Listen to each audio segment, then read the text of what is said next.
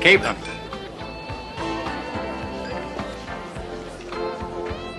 Hellgramite method. Cure for the problem drinker. Hey, can I buy you a drink?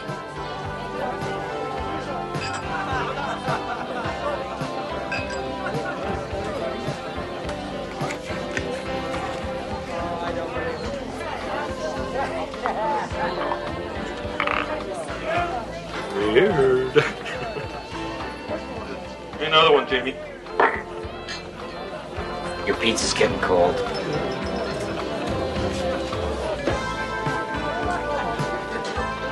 Look, we'll just make it one for the road. I'm out of here. Put it on my tab. Heard that one before.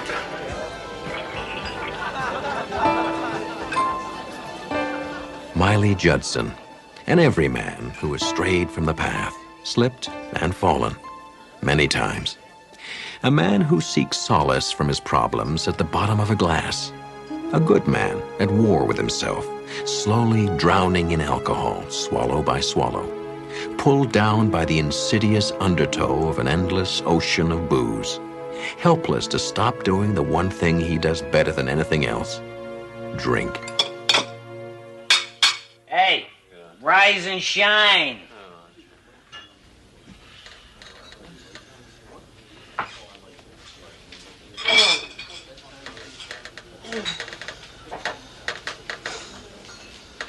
Jamie, just one more for the road.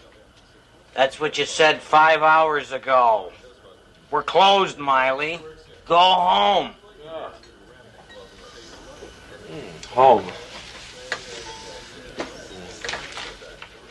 I gotta go home.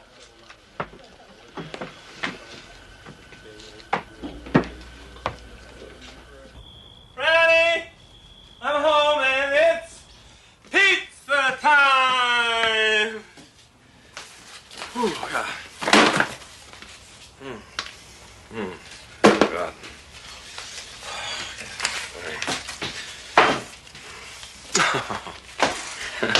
Hi. I'm sorry, honey. I know you're hungry. So what do you say we take this old cold pizza, put it in a nice hot oven. Do you have any idea what time it is? Are you sick again, Daddy? Come here. You hit the trail, kiddo. You got school tomorrow.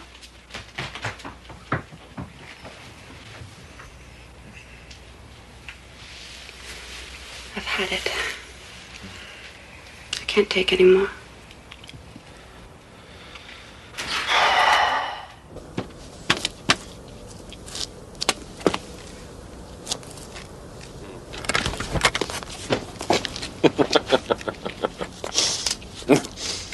Dr. Jeannie Merrick. I know. Listen, I know it's late, but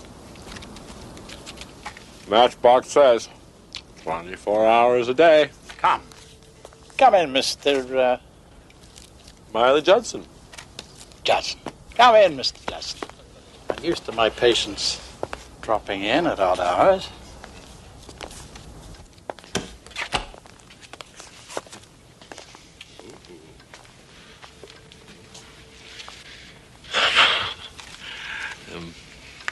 The advertisement mentions a cure. Yes, the Hellgramite method. Go ahead, help yourself. You want one? No, thank you. Now, I'll need some information. Information? What kind of information? Just tell me a little bit about yourself. Well, first of all, I'm tired of talking about all the friends I've lost. Tired about talking about all the blackouts. Tired of the hangovers. Look, I know I got a problem. I'm an alcoholic. I guess the bottom line is, what can you do about it? Have you tried to quit? Oh, 1,000 times. Tried everything. Shrinks. Aversion therapy. Nothing lasts more than 2 or 3 months. Because I love this stuff. I hate this stuff. I understand. And I can help. I've yet to encounter a case that's beyond my help. The Hellgramite method is unique. Well, what are you going to do? It's the first step in your treatment. Okay. Ooh, let's see.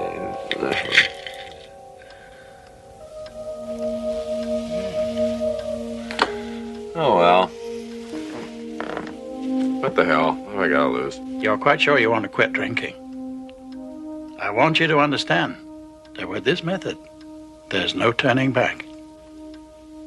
Things couldn't get much worse.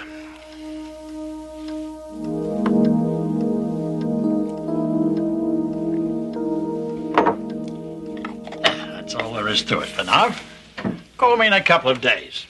Well, that's all there is to it. There's no lecture. Next visit. You don't want to hear any speeches tonight. Go home. Get some sleep. What do I owe you? The initial consultation is free. We'll discuss payment later if you decide to continue. Oh, hell, I'll give it a shot. I'm certain you will, Mr. Judson. Oh, how about one for the road? No, just kidding.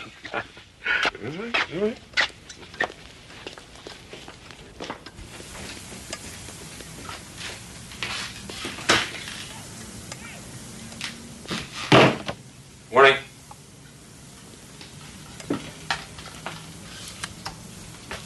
Really tied one on last night, sorry. Is that the best you can do?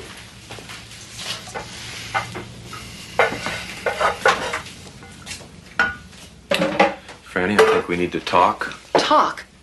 Miley, I'm fed up. Do you understand? Hi. Hey there, Chatter. Hey, Chatter. Here. Come here. Take your breakfast. Go in the other room. No, I said I was sorry, Franny.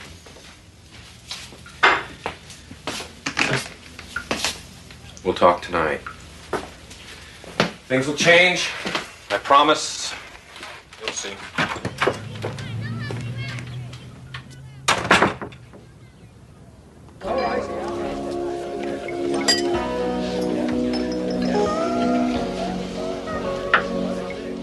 Man, you're really putting them away. Watering the stuff down, Jamie? Stuff's got no kick at all. Give me a whiskey, will you? Make it a double.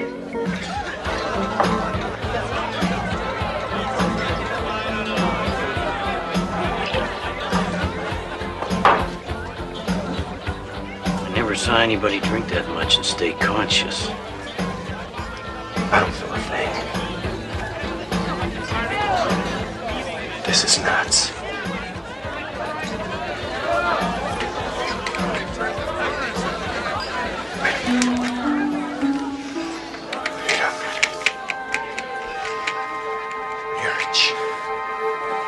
I see you've been drinking, Mr. Judson. Just tell me what's going on. Well, as you recall, last night you agreed to start the Hellgramite treatment. So? Have you ever heard of the Hellgramite worm, Mr. Judson? What?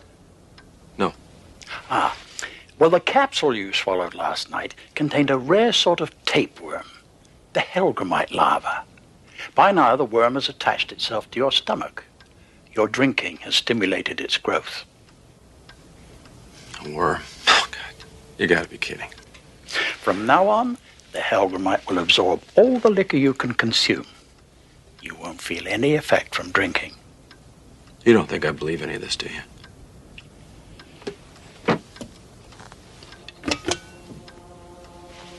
Seeing is believing.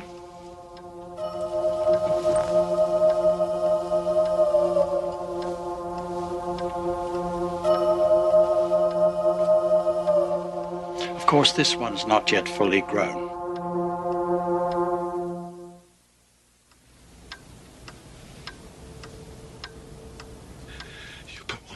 things in me. The pleasure of alcohol is over for you. No more buzz, Mr. Judson. No matter how much you drink, the worm will never be satisfied.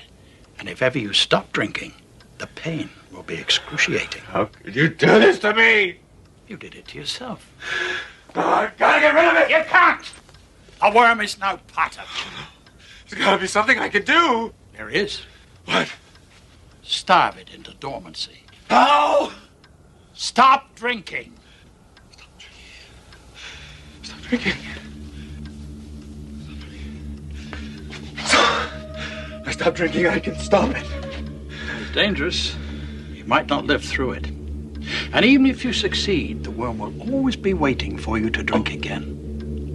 Every time the Hellgramite is wakened from its dormant state, it comes back stronger.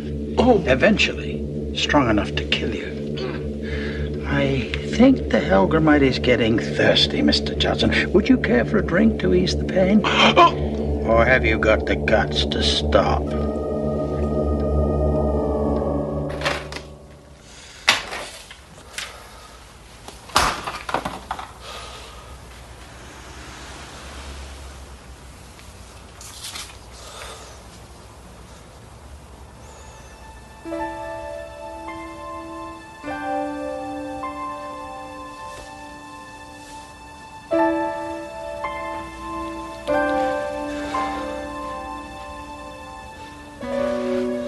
You look terrible. I want you to take Chad. Go stay with your mom and your dad for a week, maybe 2. Why? Because I'm gonna lick this thing once and for all. Cold turkey. Same old broken record.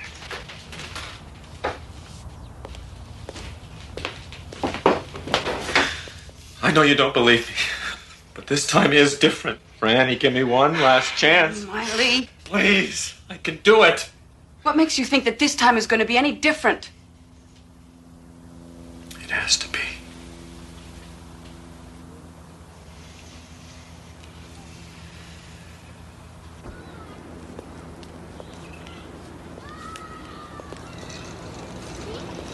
Is that it? Yeah, that's it.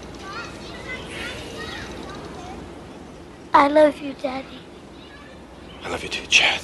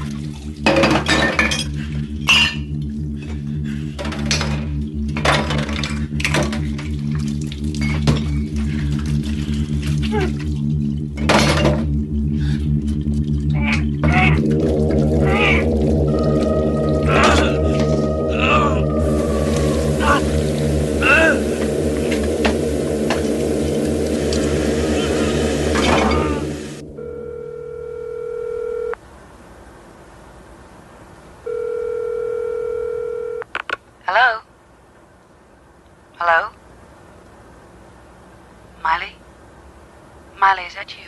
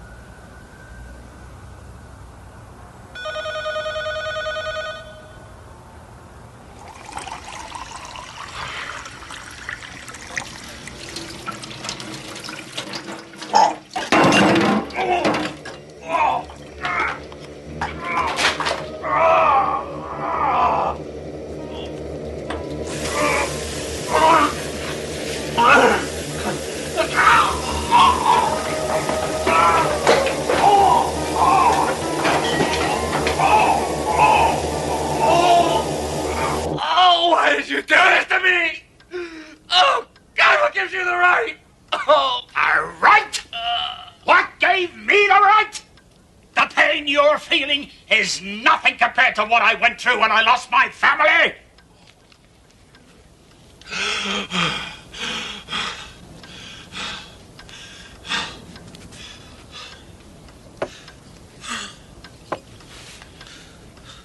The man had been drinking. My wife and 2 children were crossing the street with the light. He didn't even brake until after he'd hit them. I came to you for help. I came to you for a second chance. And I'm giving you a chance. A chance for a new life. You've begun the process. Now you either quit drinking or die.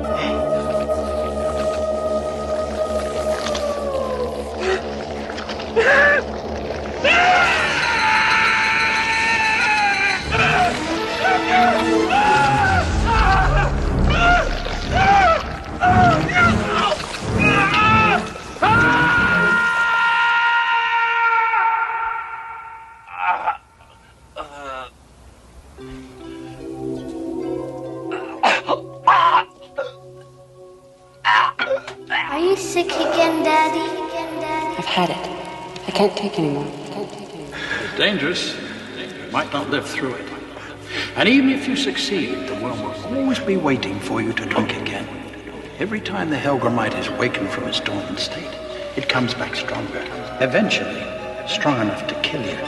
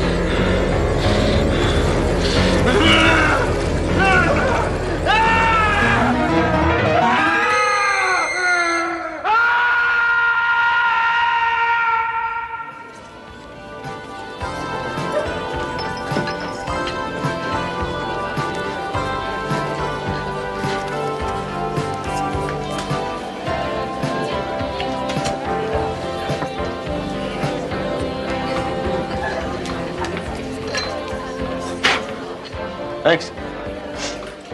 Keep them. Might need them. Miley, where you been keeping yourself? You on the wagon again? Saw to square my tab. Thanks. How about a drink? It's on the house. Gotta run. See you around. Miley Judson happened upon the simple discovery that there is no surefire cure, no quick fix, no shortcut to either sobriety or peace of mind. Some people achieve it through an individual act of will. Others find strength in numbers. What Miley Judson needed was a little something extra, something that could only be found in the Twilight Zone.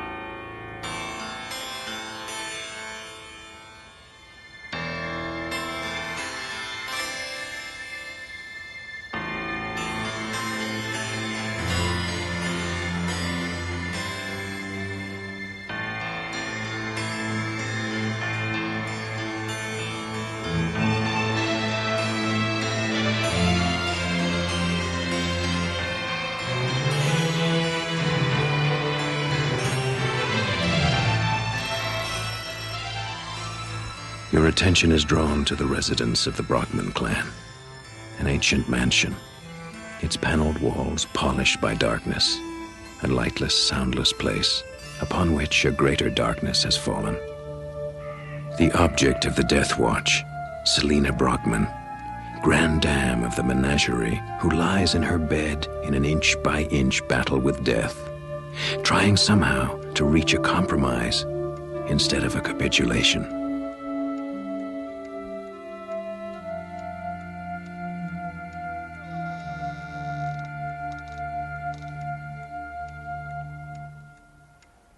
What is your prognosis, Doctor? Take 2 of these every 4 hours to relieve the pain. If it gets any worse, call me. You'll come tomorrow. Yes. Yes, of course.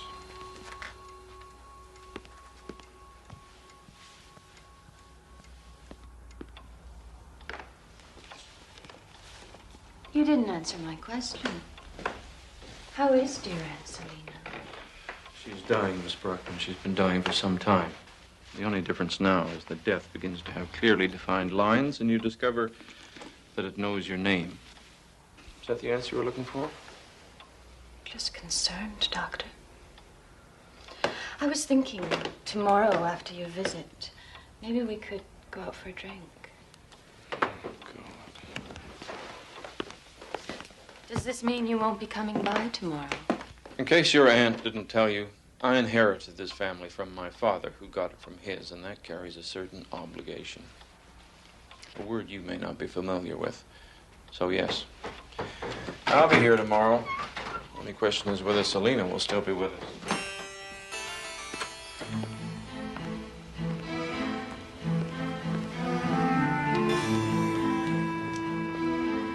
Dr. Burrell, Selina won't die tonight. She'll hold on as long as she has to.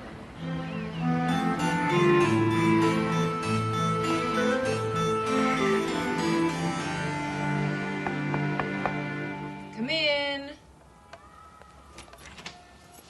Your coach awaits, madame. Okay, let me just do one last check. Are you sure about all this? It's a long way to go on the basis of a telephone conversation. She's my aunt. They say she needs me. But you never even met her. No, but I've heard about her. My dad used to talk about her in this sort of whispery tone of voice that he usually saved for anything that was unusual or exotic or just plain different. She sounds weird. She's dying. Any talk of an inheritance? Susan! Well, some, depending on my going down there and helping out. But I'm really just more curious than anything else. Okay, that's it. last chance. Suze, I spent my whole life within walking distance of this place. I think I'm entitled to a little adventure, don't you? Okay.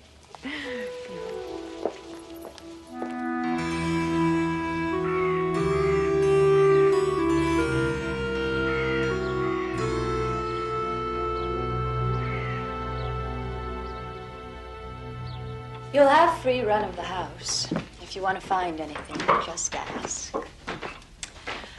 This is Orville. He's our sort of combination handyman and village idiot. Oh, relax. He's quite deaf. All you have to do is turn away when you talk. You can say anything you like. Isn't that right, Orville?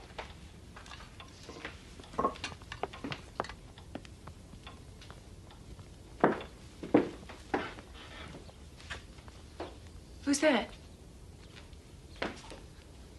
My mother. She's quite harmless. I don't even think she knows we're here.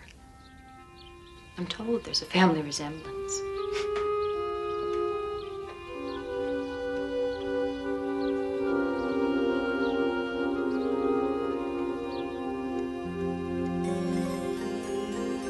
You'll just have a minute. I'm giving her something to help her sleep.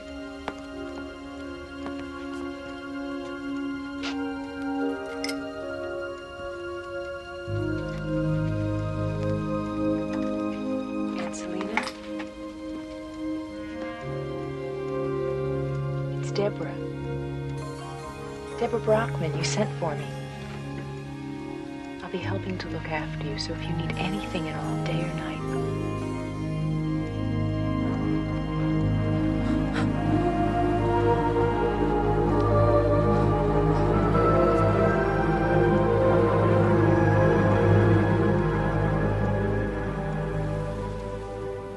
I don't think she realized how hard she was squeezing. Is she as ill as they say? Worse, but she hangs on. She's a strong woman. Well, I'm not sure I would call it strength. It's more like a desperate clutching for life. It's as if she's waiting for something. I'm sorry. I didn't mean to be so morbid. Oh, that's all right. This place will do it to anyone. Well, for what it's worth, good luck. I hope you won't need it. See you tomorrow.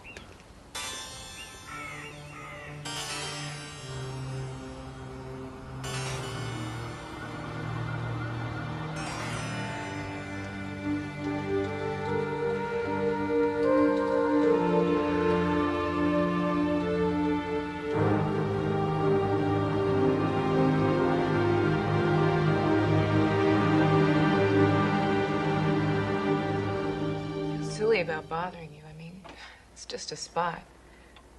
Still. I didn't want to mention it in front of Aunt Selina. No, that's good. You can't be too careful. Though in this case, it's curious but harmless. It's a liver spot. A liver spot? Well, it's uncommon in someone as young as you, but it's completely benign. You probably got it from too much sun. How could it appear so suddenly? Probably the skin's been darkening by degrees for some time and only now become noticeable. Since there's only one of them, good bleaching cream 2 or 3 times a day will do it. And stop hanging out on the beach. Doctor?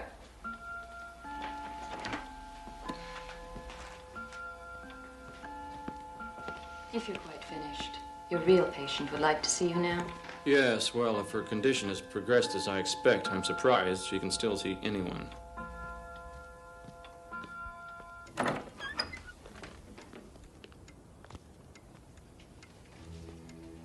Good afternoon, Doctor. And isn't it a perfectly splendid day? Well? Pulse is stronger. Heartbeat seems to have stabilized a little. You sound surprised. Well, frankly, I am. When I came through the door, I expected to find... a corpse? I wouldn't have put it that indelicately. Perhaps you're a better physician than you give yourself credit for. No. I'm good. I'm not that good. Aunt Selina has a very powerful will to live, Doctor. Yes. So it seems. Now, I don't want you overexerting yourself. This could be a temporary remission. You don't want to cause a relapse. Oh, I'll be very careful, Doctor.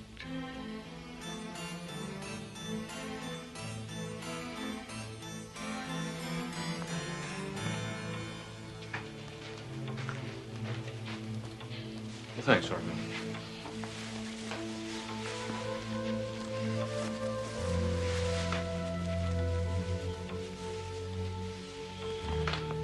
I'll see you tomorrow.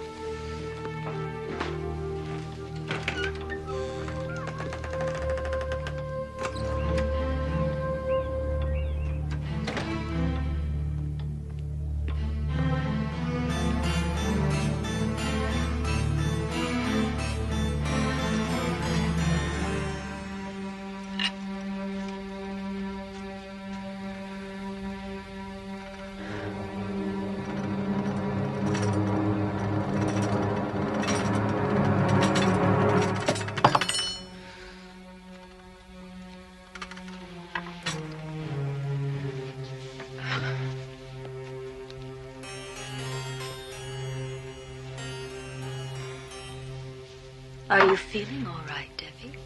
Oh, I think so. Just a little tired, that's all.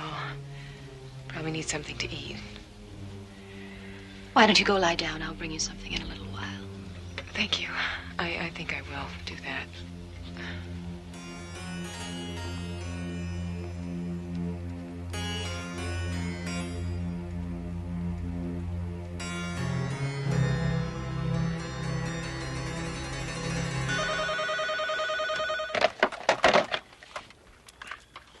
Yeah. It's Deborah Brockman. I know it's late, but can you come here? Is it Selena? No, it's me. Please hurry.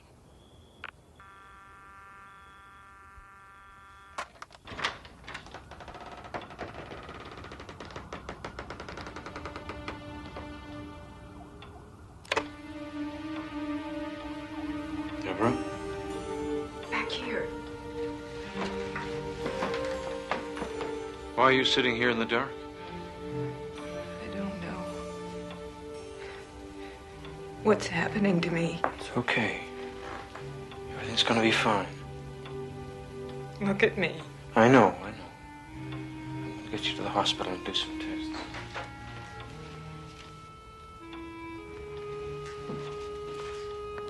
Come on, Jack. I mean, there must be something you can do. What? Look, we've run every test we've got. Blood count, cell structure, you name it, we've put her through it. And we can't find anything wrong with her. You've got eyes. You've seen her. Looks like premature aging to me. I agree. It's a nice label, but until we know what the cause is, that's all it is. Look, I'll arrange a CAT scan, see what radiology's got. If I hear anything at all, I'll let you know. Now go home and get some sleep. Dr. Chen, OR3.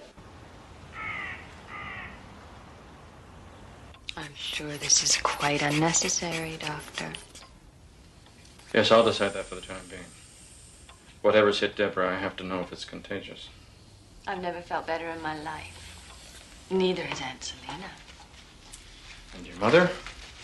Oh, she never changes. She just sits up there in her catbird seat watching the world go by. That's a souvenir from childhood, if you don't mind. My niece is correct. We don't need a doctor. Your interest is appreciated, but as you can see, we're all perfectly well. Oh, yes, I can see that. It's a curious coincidence, isn't it? Deborah's showing signs of premature aging. I said that would be all, Doctor. In fact, I should think that you will no longer be required. Payment for your services will be sent on to your office. Well, what about Deborah? Oh, we'll see to it that she gets all the best care. You needn't concern yourself with it any further. Fine. Well, if it's all the same to you, I'll choose what I want to concern myself with. Good day.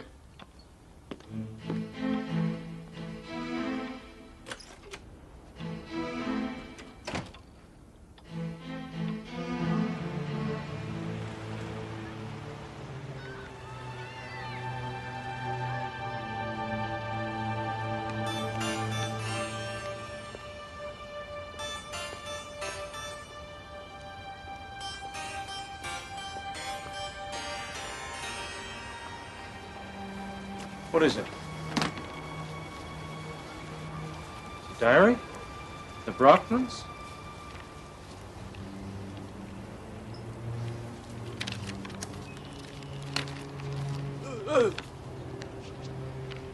July 17th, 1940.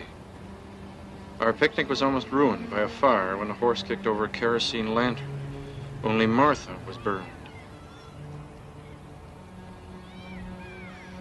The physician says she'll be all right, but we'll have to live with a scar for the rest of her life.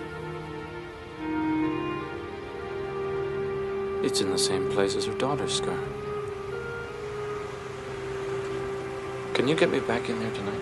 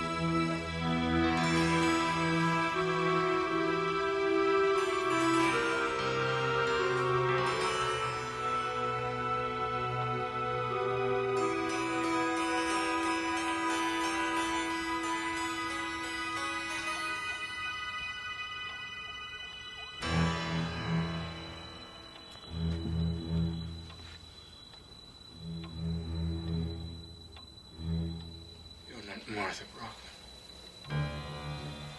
Are you? You're Diane.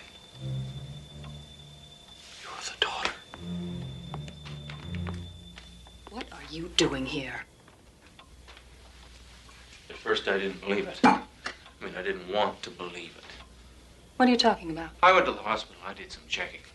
Diane Brockman has green eyes and no visible scars. The woman sitting in that chair has green eyes. So what color are yours? And where did you get that scar? How old are you really, Martha? Get out. Oh, it's a convenient deal, isn't it? Get out of here! Get out of this house! Not before I talk to Selena. No. Selena! Selena! My God. Selena, he knows. It isn't right, Selena. Give Deborah back her years. You know it isn't right. Not right? What do you know about it? The game is longevity, Doctor. You play at it with your medicines and your stethoscopes, but we've won. There's one rule, Doctor. It has nothing to do with morality or love. When illness or death encroach, the trade takes place. That's the way it's always been and the way it always will be.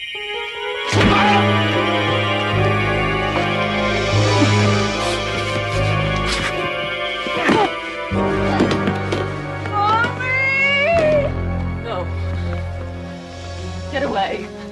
Get away from me! Mommy!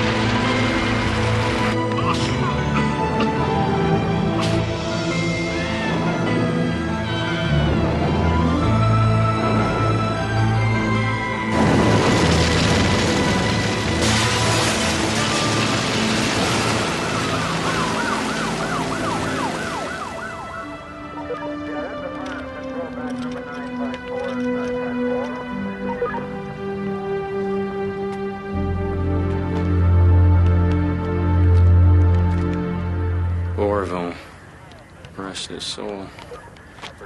Selena, Martha. Well, maybe she'll finally find some peace. Just one missing. Missing? One of the neighbors said he saw a woman break through a window. Her clothes were on fire. When we got there, she was gone. Hard to figure. That's Diane. Deborah, thank God you're all right. What's happening? Where to begin? I'm not sure that I Thanks. I understand it myself. Did anyone survive?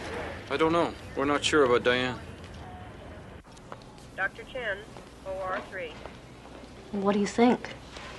She's old, indigent, with massive burns over most of her body and face. I wouldn't hold out too much hope. Best we can do is try to make her last hours as comfortable as possible. Did you notice, though, her left arm seems to be healing quite fast?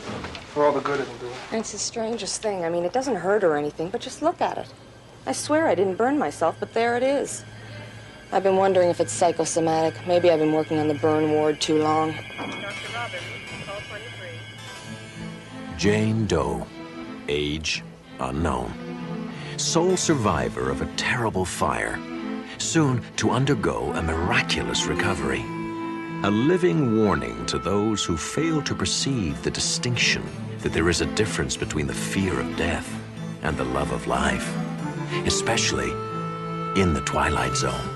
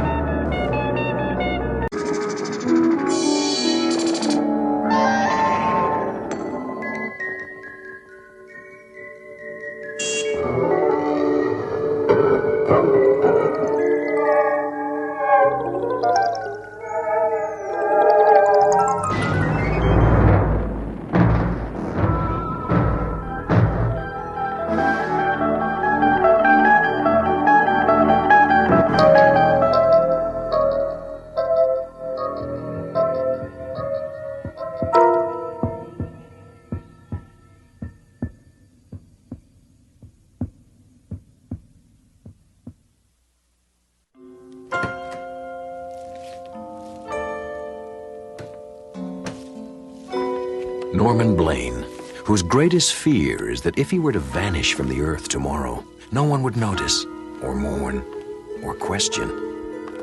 And whose greatest sadness is the realization that he is probably right.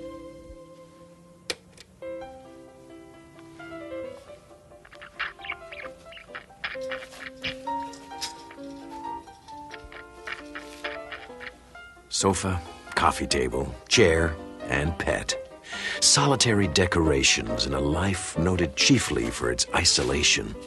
Point of origin and point of destination for Norman Blaine, whose days and nights are routinely swallowed into unhappy silence.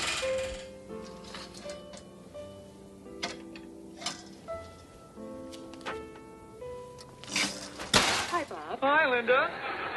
You going out tonight?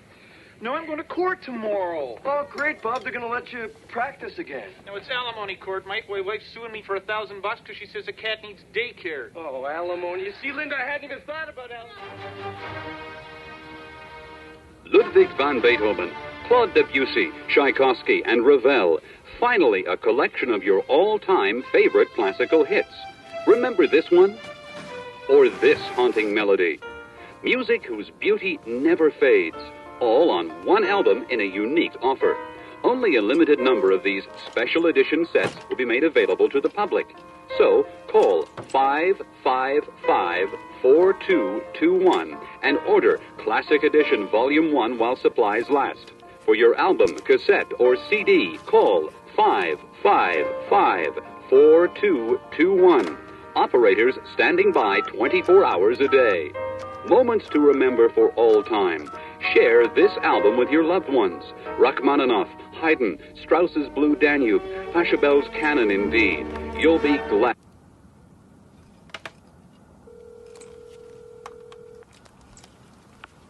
Hello? Yeah, hi. I'm sorry, I think I dialed the wrong number. Excuse me? Listen, I'm really sorry. It's just a wrong number. I probably woke you up. No. It's, okay. I was just sitting here, and I heard the phone ring. For a minute, I was afraid whoever was calling would hang up before I got here. Yeah, I know what you mean. I hate it when that happens. Really, annoying. What's your name? Norman? Norman Blaine? You have a very nice voice. Thank you. So do you. What's your name? Marianne. Marianne. It's a good name. Listen, would you like to talk a bit? I mean, if you're not busy or... That would be nice.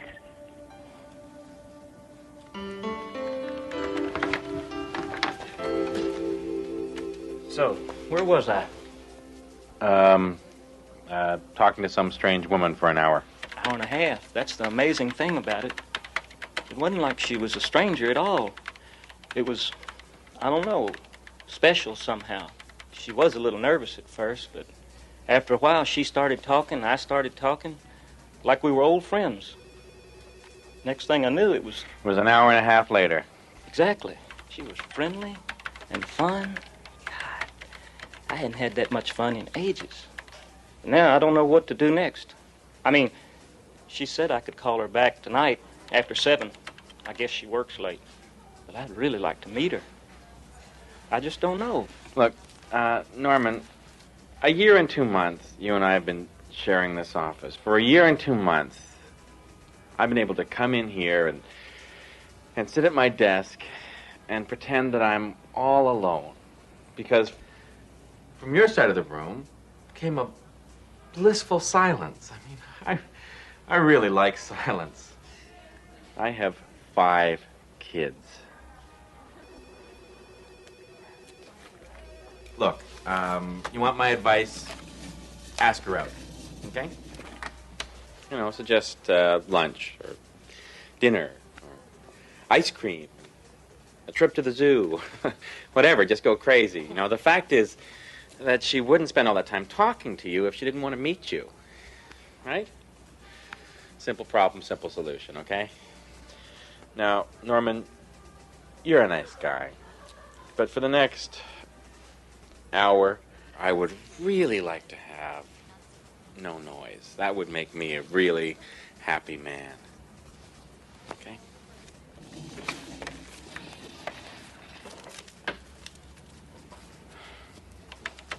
Well, thanks for listening anyway. That was a noise.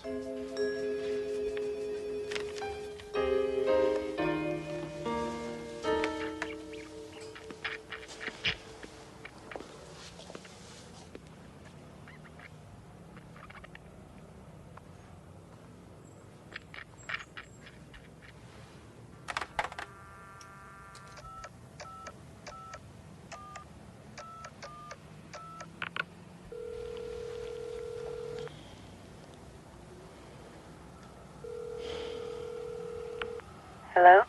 Hi, it's me. I didn't realize we've been talking for over 3 hours. I probably should let you go. All right. But one more thing. I just want you to know, Norman, I really enjoyed our talk last night. And tonight. I wanted to thank you. Well, same here. In fact, listen, I was thinking and wondering if you'd like to get together sometime. Maybe lunch, dinner, a movie, anything you want. Norman. No rush. I mean, anytime, it's okay. No, I really can't. We have so much fun just talking. Why do we have to change it? Can't we just leave it at this? Well, sure. I guess so. I've hurt you, haven't I? No. Really, it's okay. Like I said, I just enjoy talking to you. Honest. Promise you'll call me tomorrow? I promise. Bye, Norman.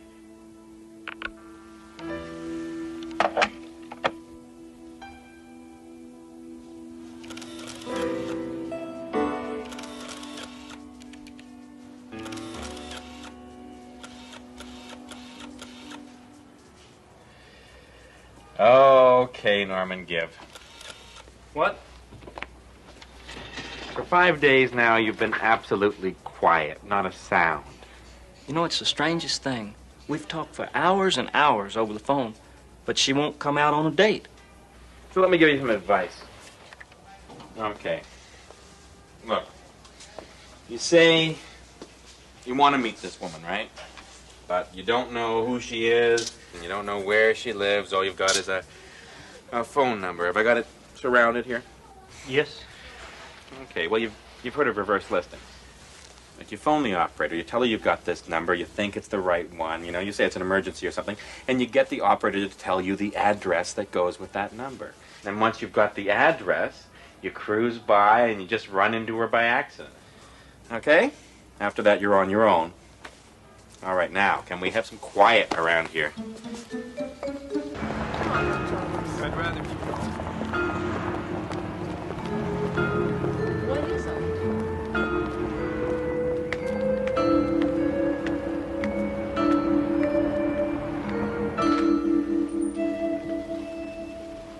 Excuse me, do you know if a Mary Ann works here? Mary Ann. Would you know her last name? I'm sorry, I don't. Well, she could be one of our interns. Interns. Volunteer workers. Who would I check with? You could ask the director, but she's out for lunch. Why don't you come back in an hour? Thank you very much. May I look around? Of course.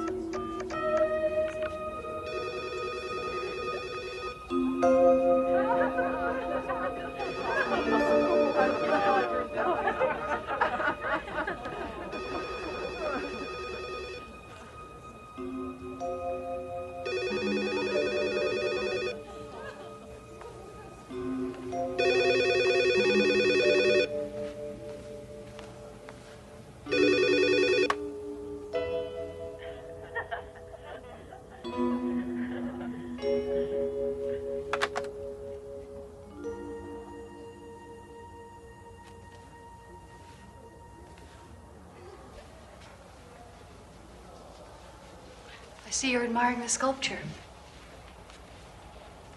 Very nice. Terrible story, that one. Oh? That's the last thing she ever did. The self-portrait. I never met the woman myself, but if this work is any indication, we've lost a very special artist. Why a woman as talented as that would kill herself, I don't know. She killed herself. Oh, yes. There were the usual rumors, of course. Lovers, quarrels, and all that. What a waste. It breaks my heart to think we'll never see anything else from Mary Ann Lindaby.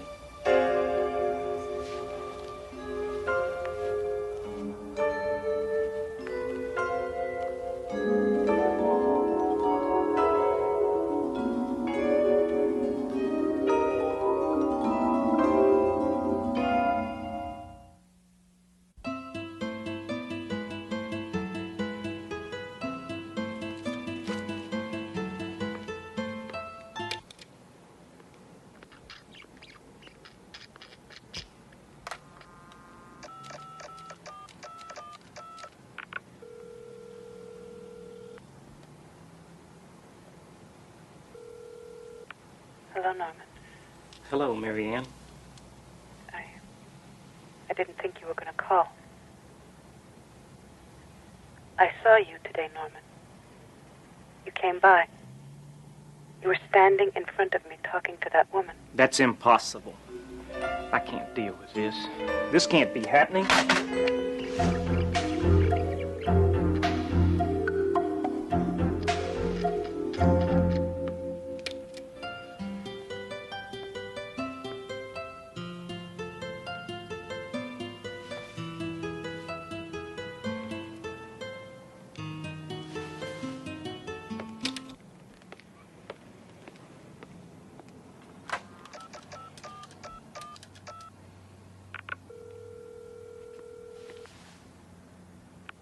Hello? I'm sorry, Mary Ann. No, It's me. I'm the one who should be sorry. I never should have answered the phone. But it's been so long, Norman. So long since I've talked to anyone. It was dark. And I was so alone. I know. So was I. I have to go now. No, wait, please. You can't go away like that. Sorry, Norman. Please. Goodbye.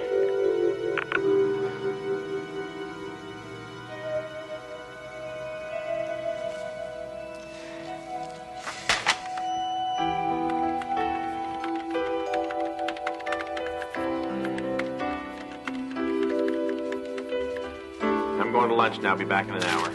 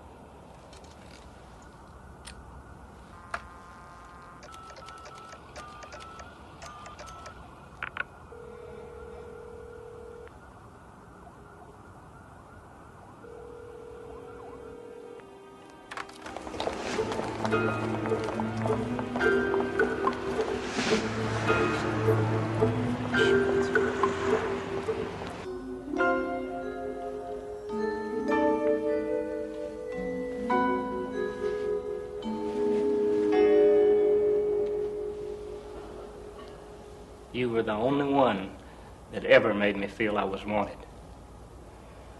That I wasn't just some jerk. I miss you. I miss talking to you on the telephone. It was the only thing I had to look forward to when I came home. After a while, it was the only reason for going home.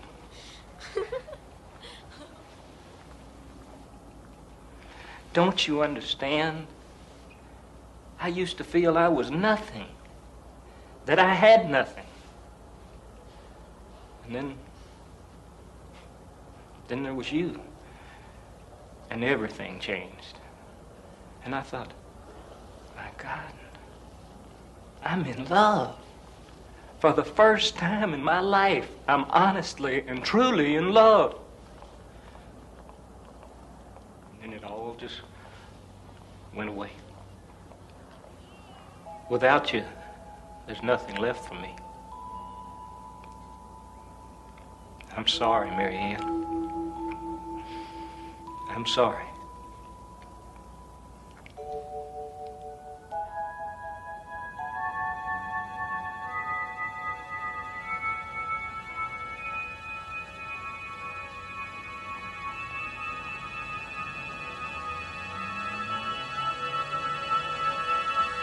Excuse me. I'm gonna have to ask you not to touch the exhibit, sir. Goodbye.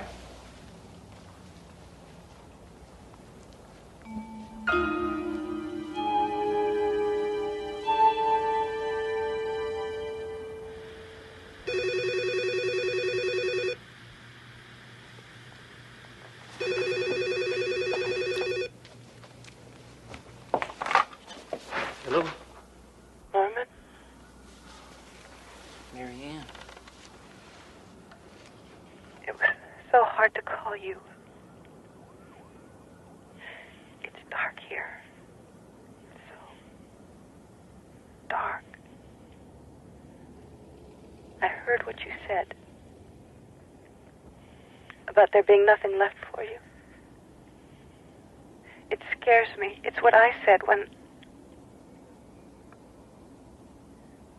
I was so lonely and hurt.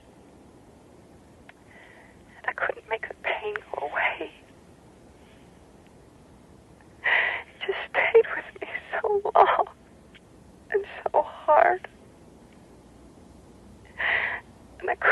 it anymore. I love you, Marianne. No, please. I do, and I'm sorry. I didn't think it would happen. I didn't expect it, ever. And I can't help it. I love you.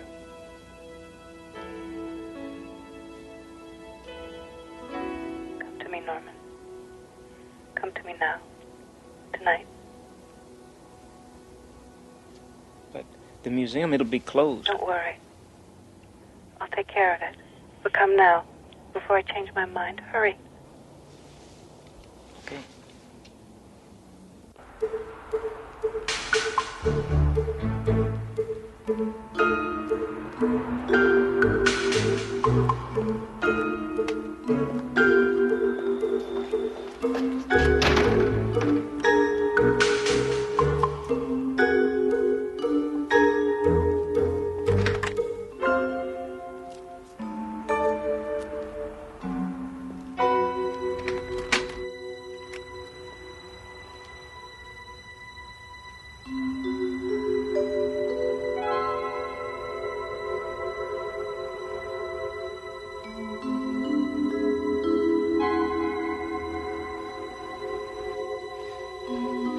Marianne?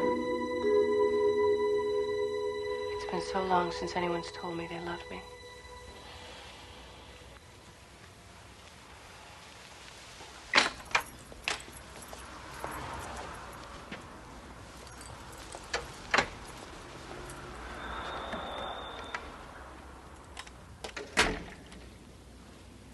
I don't want to be alone anymore. Stay with me. Please. Forever.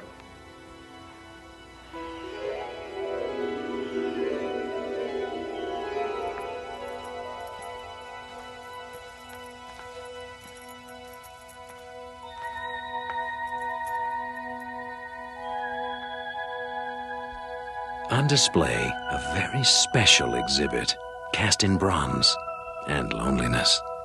A tender symmetry of line and form, suggestive of love finally found in the Twilight Zone.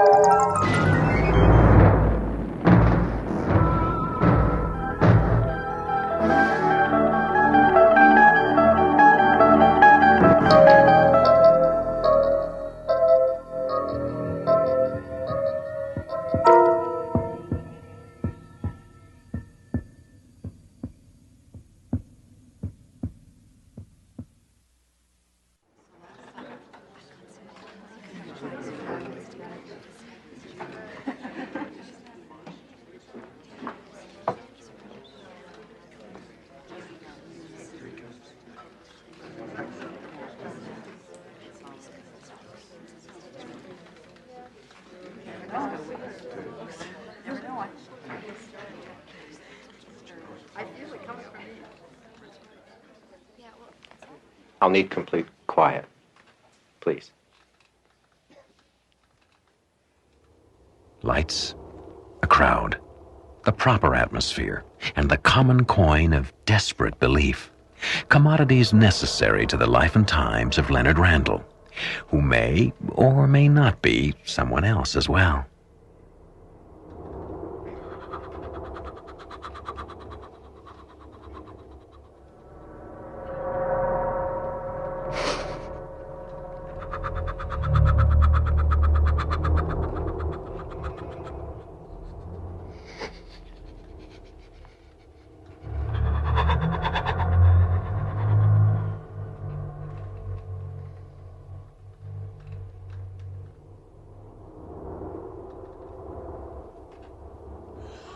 I am Delos. And I am here.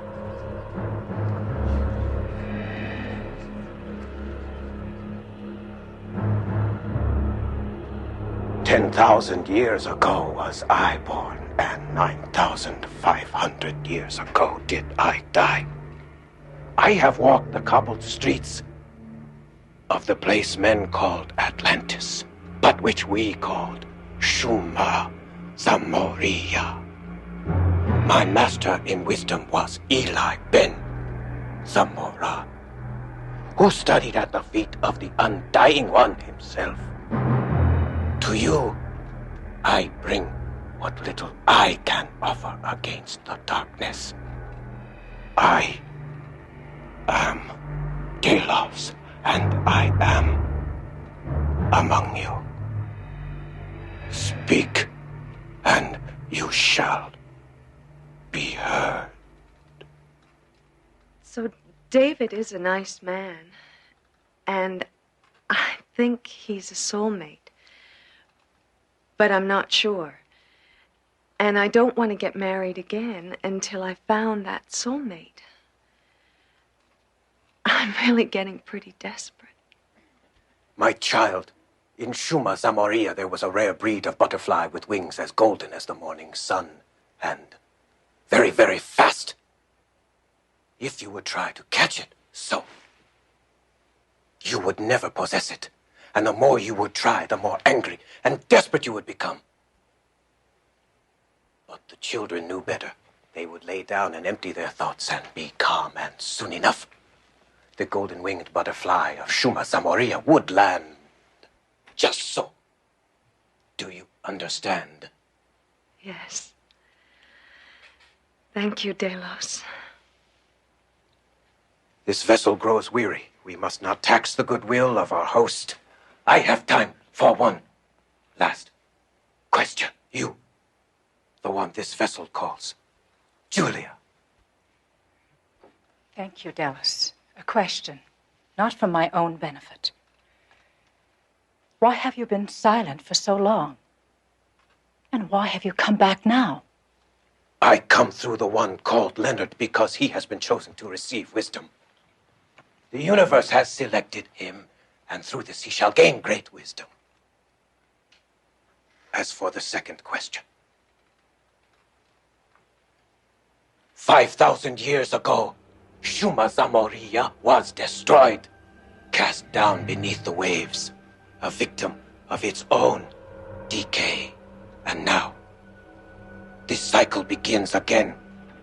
A third change is nearly upon us.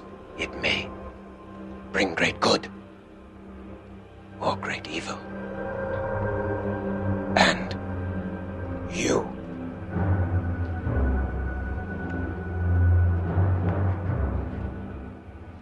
all of you, will tilt a balance. My time here has ended. He whose body I inhabit has reached his limit, and I must go. Remember all I have said here today, and seek the light within each of you. I am Delos, and I wish you well.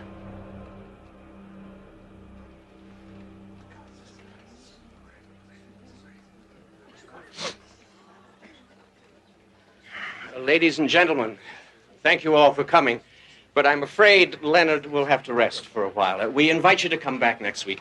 And remember, an audio cassette of tonight's session will be available in the front lobby in about an hour. Thank you very much. Thank you.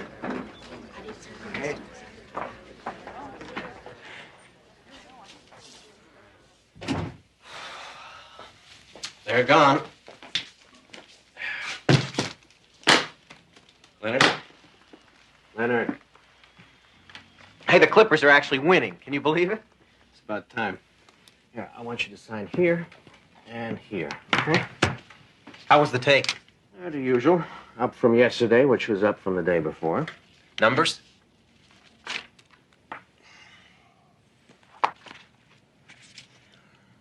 We're booked solid on the 3-day retreat.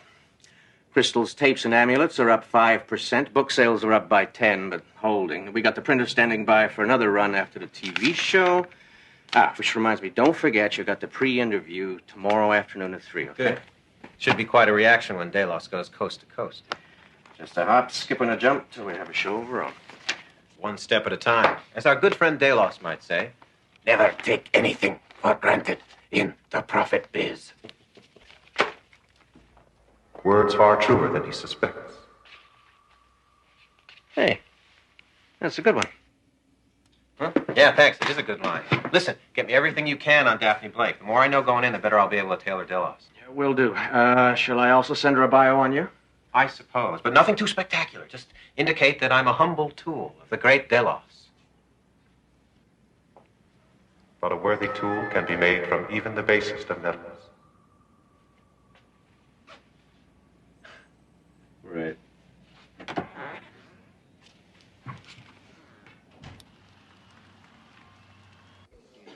So you understand, gentlemen, this is just a formality. Miss Blake Lake's first-time guest to come by, get a feel for the place. Let us know what you want to talk about. Right this way, please. Formality saves me the trouble of keeping notes. Is there anything in particular you'd like to mention when you're on the air? Only that the true meaning in life is that which we choose to give it, and that the universe is not without mercy, and not so jealous that it cannot allow for a multitude of visions. All truths are correct, all creeds valid, and the only secret is that there is no secret. We're having a rally at the Pacific Arts Stadium on the 14th.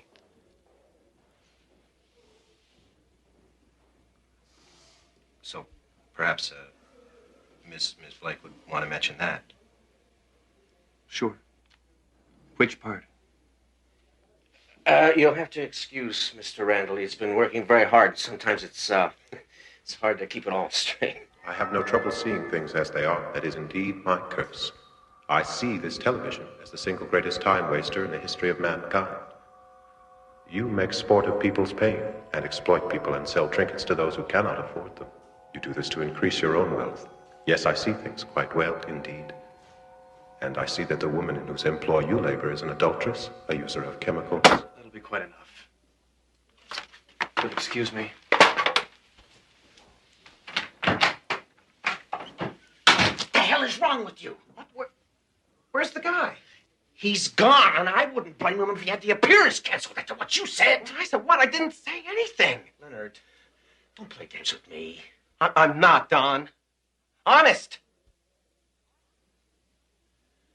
you're not, huh?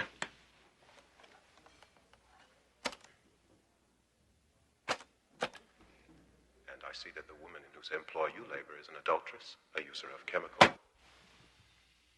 Who's that? It's you.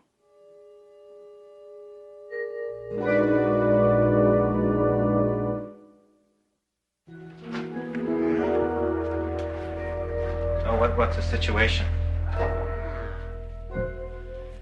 Okay, I talked to the producer at Daphne Blake's show. I took a lot of talking, Leonard, and a lot of favors called in, okay? We're still due to go on the air. That's good at least. Maybe.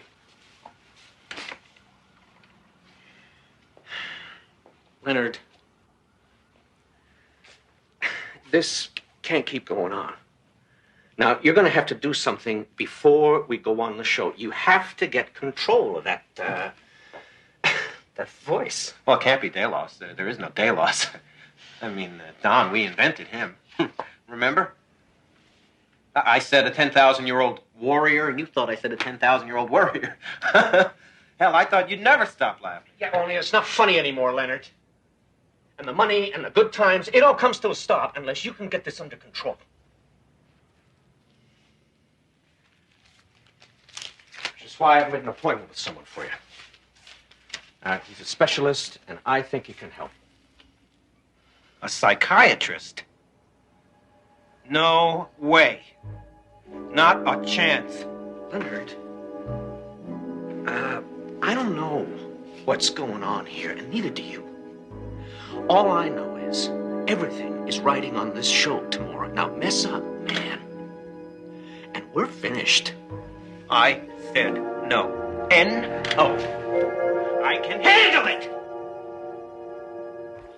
I'm sorry. Look, can we backtrack a moment? I think there's something I'm not getting here. You're a trance channeler, aren't you? Yes. Not to be judgmental, but you're supposed to hear voices, yes? Yes. Then what's the problem? Well, it's, you've got to understand, Dr. Greenberg, I'm really getting this voice, see? And I've got to go on TV tomorrow. So, unless you can help. Television. Now I start to get the picture, so to speak. Mr. Randall, I've worked as a psychotherapist for 20 years. I pride myself on my record. If it's all the same to you, I'd rather not be the subject of this little publicity stunt. You may claim to hear as many voices as you wish, Mr. Randall, but do not come to me to add credibility to your little scam. Yes, you are a good man. One of the few I have met recently. That's right, and I... Oh, I see. And this is the voice, is it? Very nice. What else do you do? I speak honestly, that's all. It's not unlike what you do, I think. Oh, I see. And who might you be? Napoleon? Aristotle? Napoleon is dead. Aristotle is dead. And you do not look well yourself. Why do you do that to yourself? I think that'll be all for today, Mr. Randall. You miss her very much, don't you? What? I see such pain in you. But there was nothing you could do, even if you had arrived sooner. It would have been too late. Your wife misses you as much as you miss her. But she would prefer you did not hurry the reunion. Get out! What? What did I do? Just, how dare you? How dare you use my wife to... A folded sheep! Just get out! Forget my fee, forget the whole thing, just go away!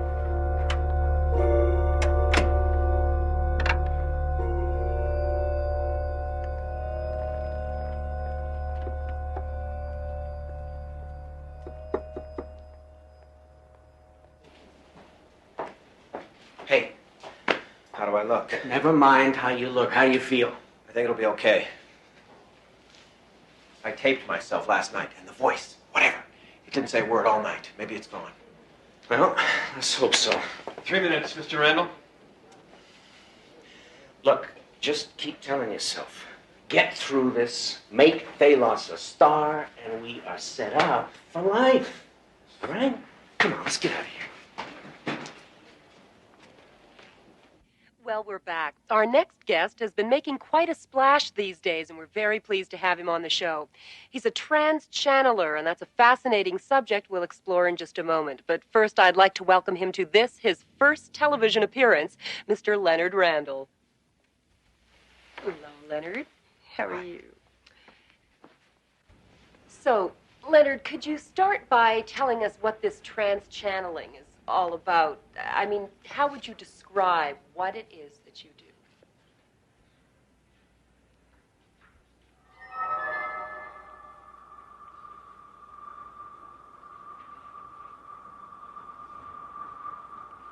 These are sad times, Miss Blake. All that is mysterious, all that is magic, has been leached away. People who do not see the magic in themselves seek it in someone else. They are so desperate for mystery, for something to believe in. They are willing to accept without question even the most outrageous propositions. Such as? Such as the man sitting in this chair. And for the honor of being treated like sheep, for the distinction of being treated like gullible children, they are willing to sacrifice. They would give it all for a scent of magic. Mr. Randall, do you suppose that we could speak with Delos? He's the 10,000-year-old warrior that you channel, isn't he? There is no Delos. There never was. Consider it an investment of innocence that turned a considerable profit. And now the game is over. The masquerade is ended. To the followers of Delos, I can only offer the sincere apologies of Leonard Randall. And one slightly used piece of wisdom. Do not seek enlightenment in the vain and self-indulgent proclamations of those who insist you must pay for your own soul. Do not seek it in this box or in the opinions of others. Seek it in the quiet turning of your own considered conscience. Thank you. Well, folks, you've heard it here first. We'll be back right after these messages.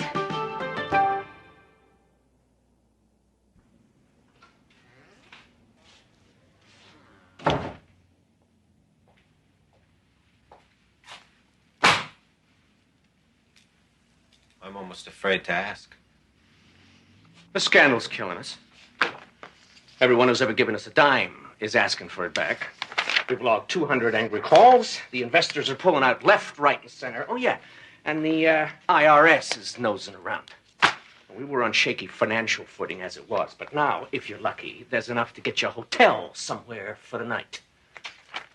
If you're not... What are we gonna do? We? Hey, man, I'm out of here. Yeah, it's too bad, really. I thought you were sharp. I don't know. I thought you had it. Anyway, I was wrong. I got a gig with a healer down in Panama.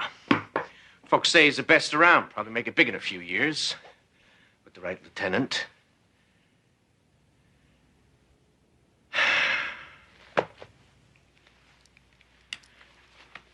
Get some serious help, Leonard.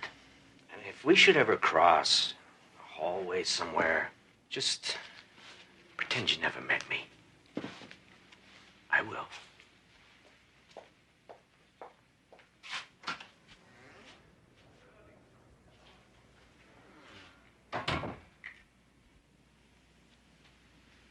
Well, Leonard, guess it's all over now. Quite to the contrary. It is only the beginning.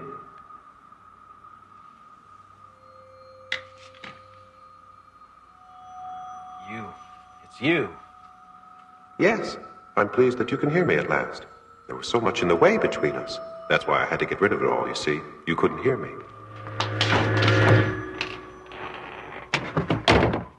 Anger, Mr. Randall? It seems rather pointless, don't you think? Isn't that what you said? What Delos said? Submerge anger. Find the center. The hell are you? Come on out! I'll kill you, you bastard! Where are you? I'm here, Mr. Randall. With you. Why are you doing this to me? Why? Look over here, Mr. Randall.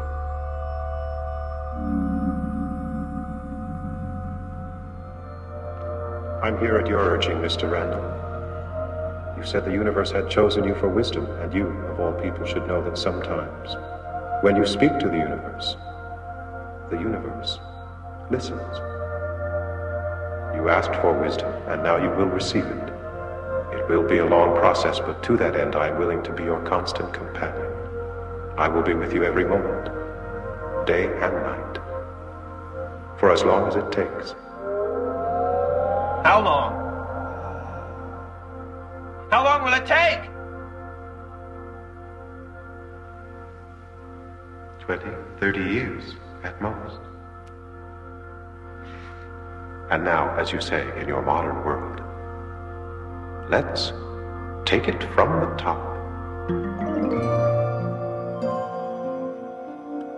Critical reviews received and reluctantly acknowledged by Mr. Leonard Randall, a case study in showmanship, who found himself upstaged in the final act by the Twilight Zone.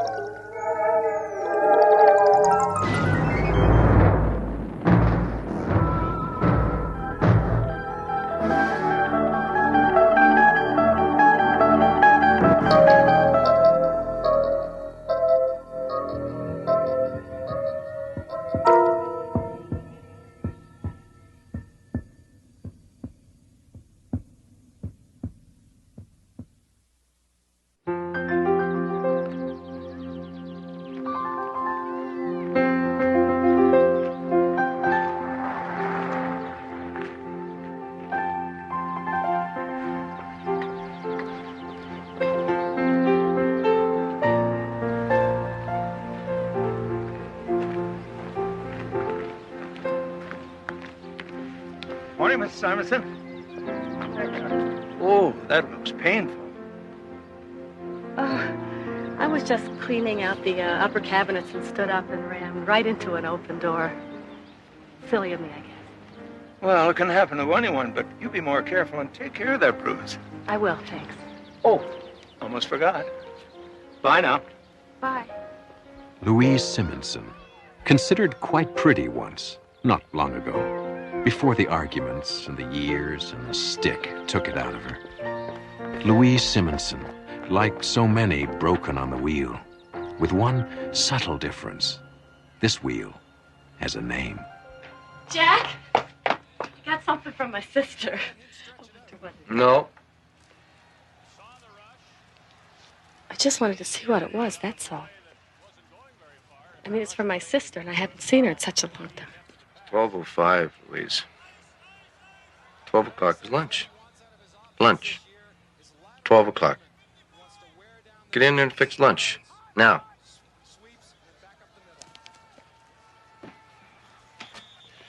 Any decent mail? No, Jack, just some more bills. Phone, electric company. I thought you paid all the bills. What? You're saying I'm not doing my job? You're saying I'm not a good husband? That I don't take care of you the way you'd like? No, I'm not. Oh, there you see. Made me miss something. It's 12:06, Louise. 6 minutes past 12. We know what 12 o'clock is, don't we? 12 o'clock's lunch.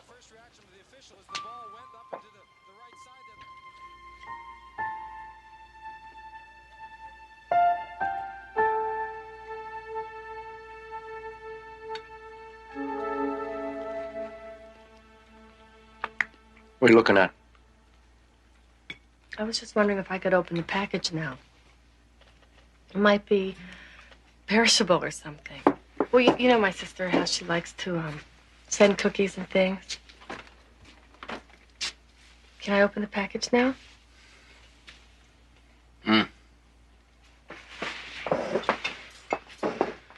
Cookies?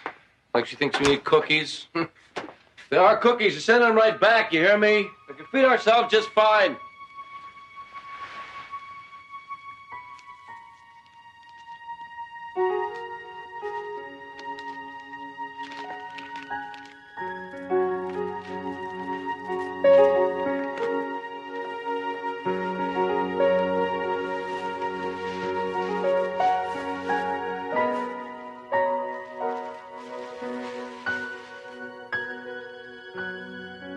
Oh, Susan, you remembered. Remembered what? It was my birthday Friday. Happy birthday. Let me see it. Oh, it's just this dog she sent me. What did I say I was going to do anything to it?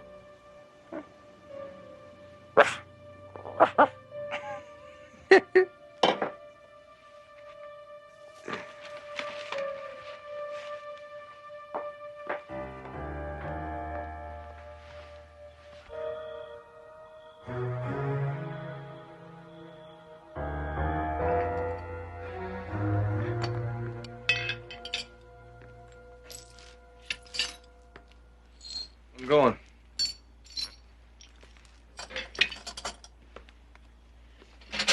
Let me see. That's not so bad. Make such a big deal out of it. You're such a little crybaby. I'm sorry I burnt the eggs. That won't happen again, will it? Come on. Give me a little kiss.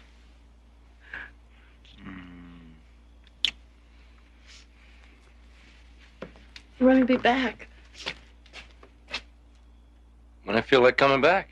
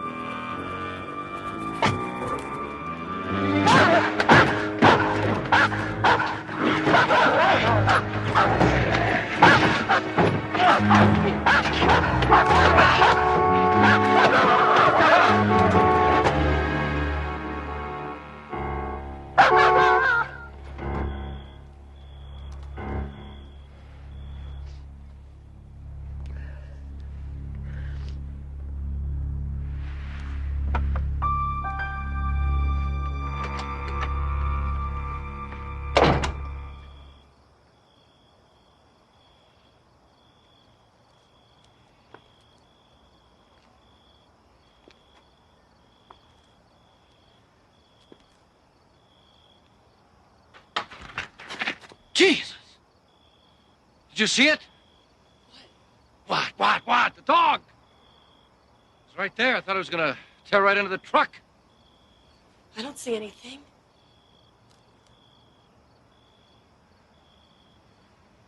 Thing must have run off. Horn probably scared it. Good thing, too. Man, if I had my gun. Look, get back inside. First thing Monday, you call the cops. Find out who's got a dog loose around here.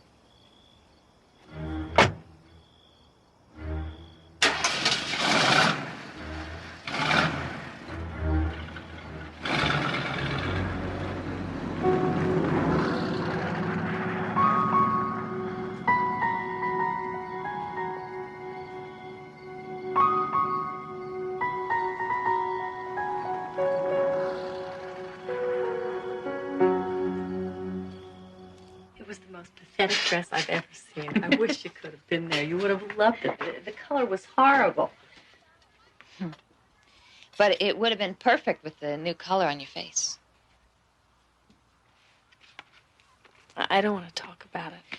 But you can't keep letting him do this to you. It's not his fault. Not really. It's me. I always get things wrong. I'm too slow. I try not to, but sometimes I just get mad. But don't you ever get mad? Don't you ever get angry at the things he does? Sometimes. Like this morning, I got so mad at him. It was like I could feel the anger just building up inside of me, and I felt like I was going to explode. I hate myself when I feel like that. So you bury it. Louise, I think you gotta let it out. That's not how I was raised. Would you like some more coffee?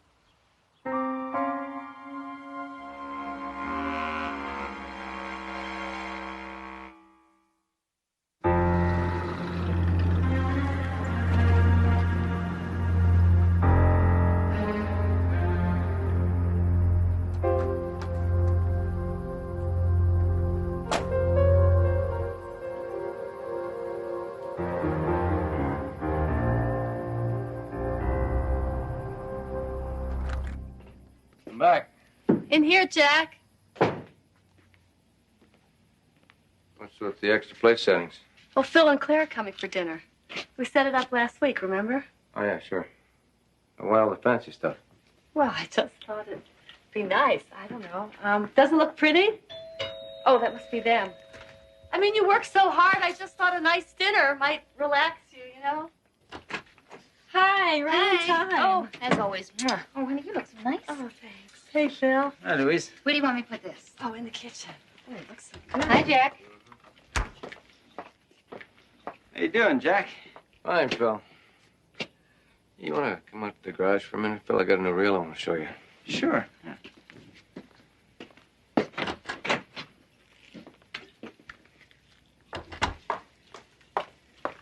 Do you like it? It's real nice. Is this an occasion? Well, I just thought that from now on, if I tried a little harder, things with Jack would, well, you know. I know. I know. You are sweet and forgiving, and he doesn't deserve you. Well, I better go get Jack. You know how those two are once they get talking.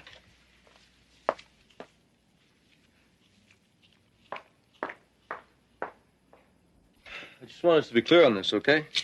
All you have to do is say that Frank called you Saturday to go fishing. You couldn't make it because you had to work or something, so I had to go with him. That's all. That's all. Just lie for you. That's right. All right. I mean, how long do you think you can keep doing this? It's only a matter of time before Louise finds out. She's not going to find out anything. You got to realize, Phil, she's not real bright. And Denise is? Phil, she's got legs up to here.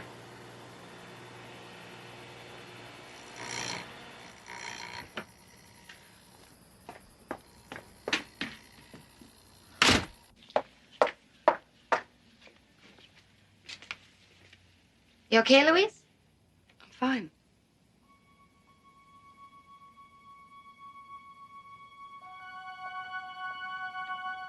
Jack. They'll be wondering what's taking us. Yeah, I'll be in a sec. You go ahead.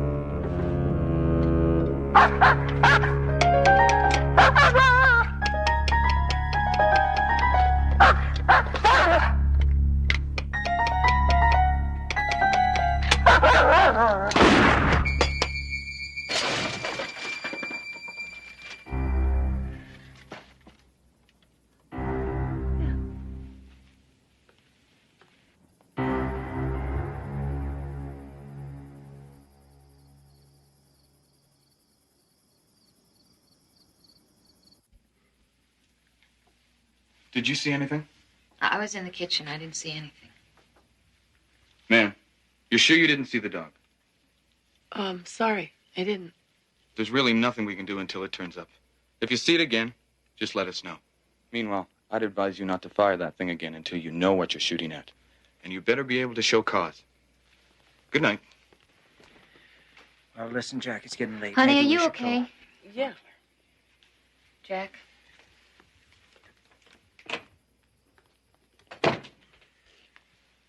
Oh, you were a fat lot of help.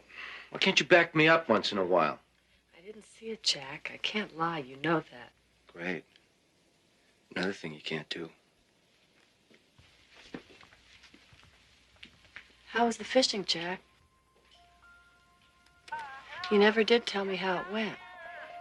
It was fine. You know, Frank, talk. Scares away every fish in the county.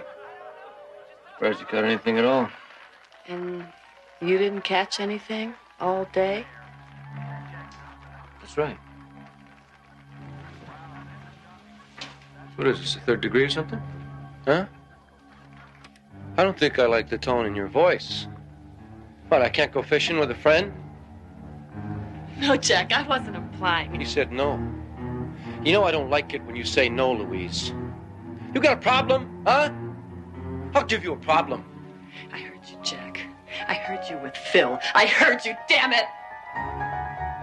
So what? No, Jack. Stop it. Stop it. Stop it! Jack, come on, now, please!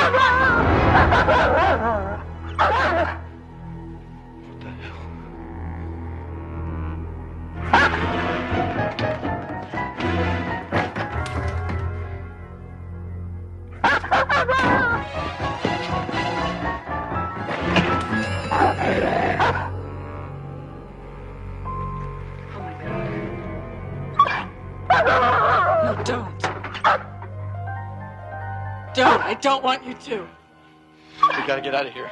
Jack, I can't seem to make it stop. I'm sorry, it just came out. I didn't know. What are you talking about? Stop it! It's me, damn it! It's me! It's here because I wanted you to stop hitting me!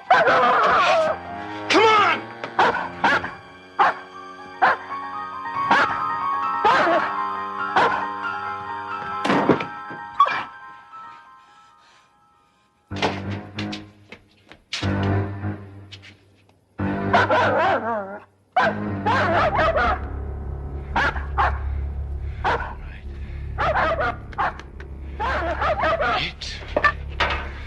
A piece of me? Someone get it! Come on!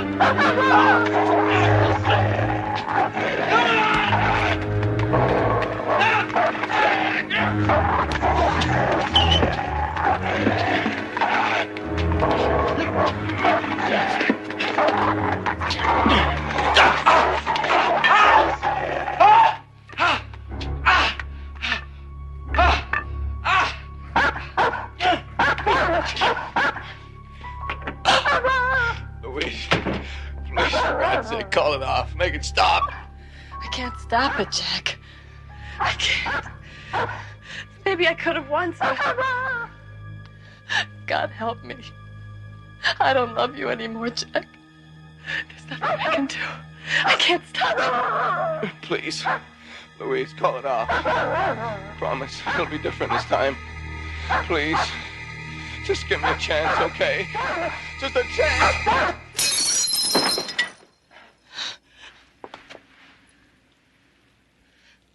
You broke it. It was the dog. It was the damn China dog. You broke it. It was the only thing that was really mine. And you broke it. And I hate you.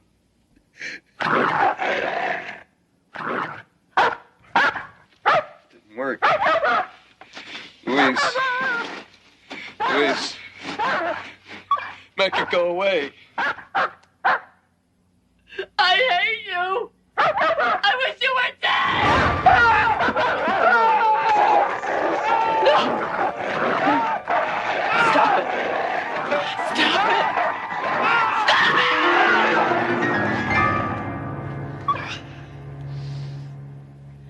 I can't.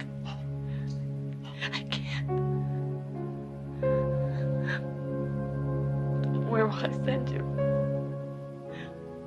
I don't know where to send.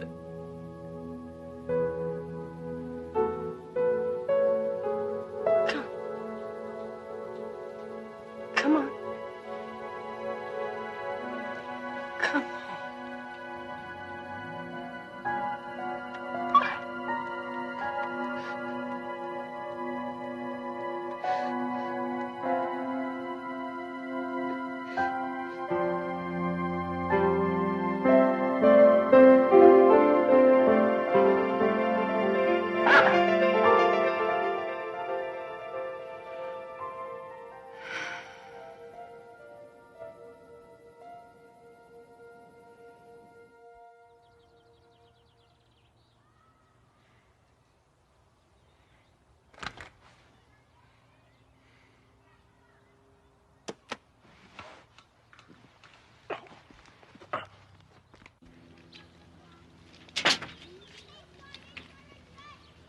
Where the hell do you think you're going?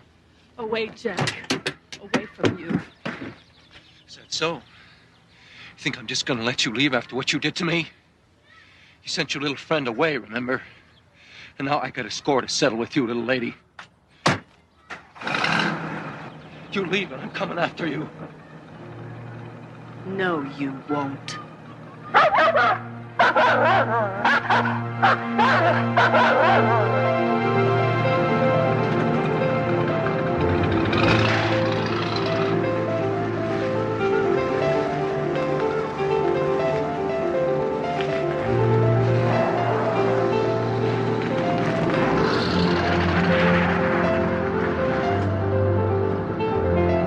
Louise Simonson, driven by pain and anger into the desperate regions of the human heart, only to discover the preeminence of her own personal power, an act of recognition that reverberates in and out of the Twilight Zone.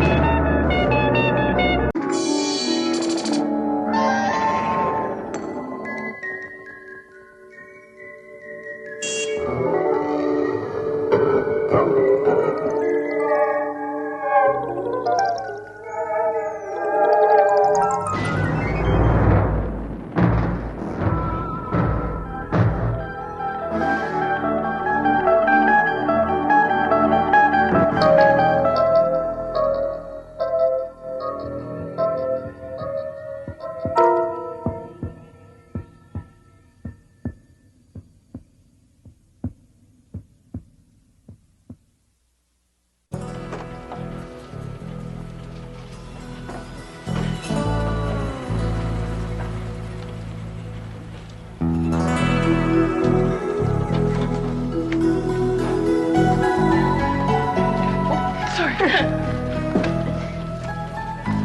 Best apple pie I had.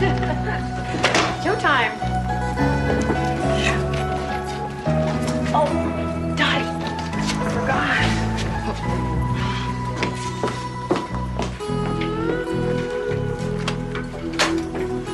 Morning.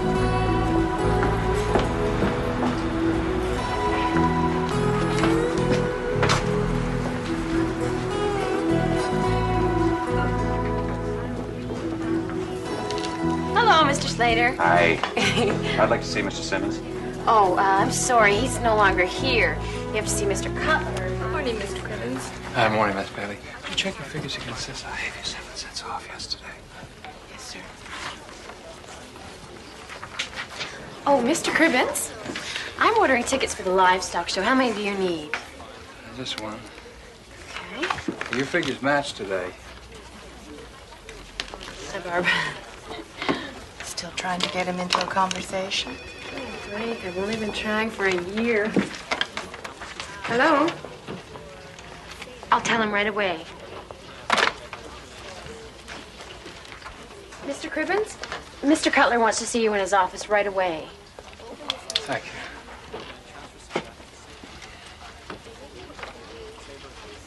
Uh-oh. Last week Simmons, this week Cribbins. A human calculator? Cutler'd never fire him. Focus on Warren Cribbins, a myopic little man, precise with figures, awkward with people. His horizons, a bottom line dotted with decimal points. But his safety in numbers is about to be erased. No, no, no. Don't get mad and don't get even. Just get ahead. Yeah. Sure. Cribbins. Yes, sir. Have a seat. Thanks, sir.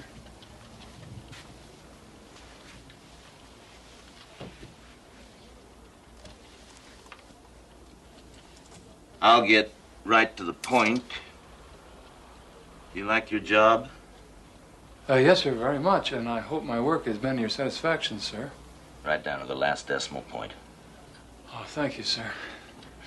Wish I could say that about everyone. Cribbins, Warren, how'd you like a promotion?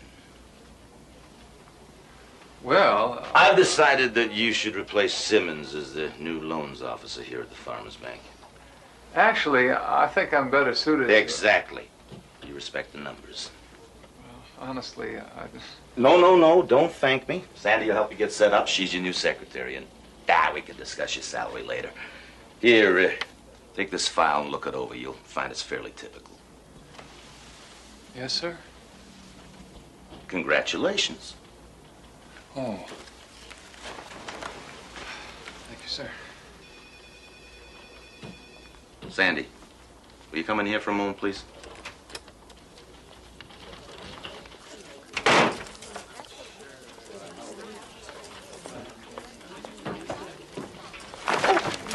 I'm sorry. I wasn't looking where I was going.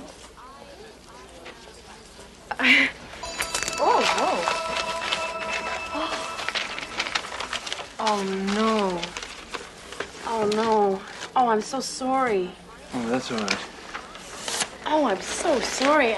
I can get them fixed for you. No. That's all right. I only need them for close work. I'll get by. Oh, Mr. Cribbins. Yes? That's my book. The blue book. Oh. Yeah, yes, it is. Thank you.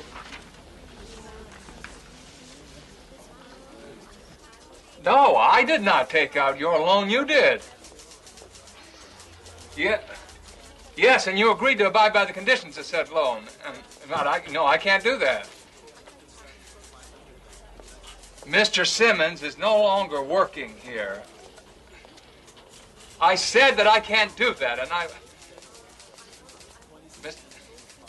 Mr. Johnson, I would appreciate it if you would watch your language, Mr. Johnson. Mr. Johnson?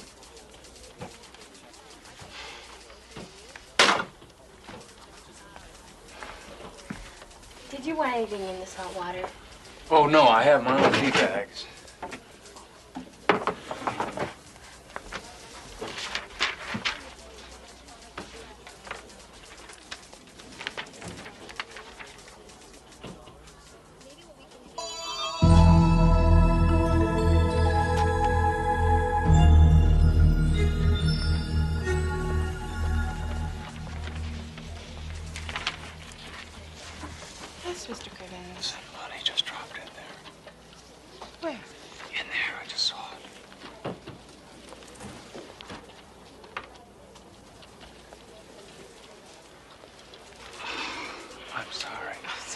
have sworn that really I am. I'm sorry.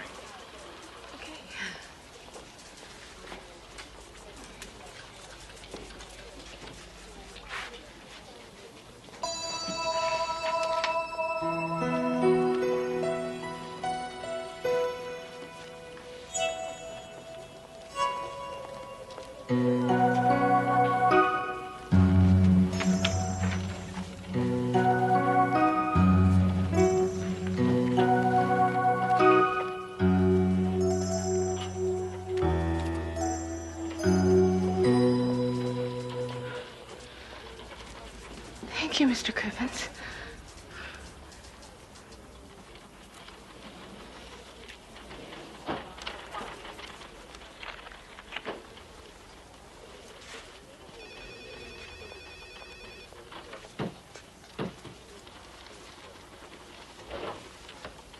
Mr. Cribbins, Mr. Cutler wants to see you as soon as you've read all of these. Thank you.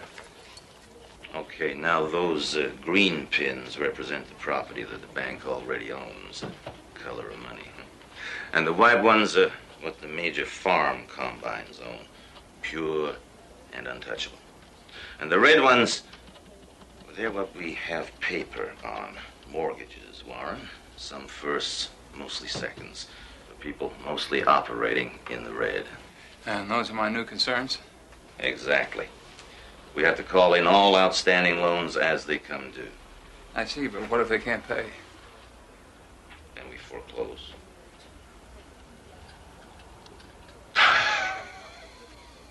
Listen, Warren, I've always looked at mortgages as rent.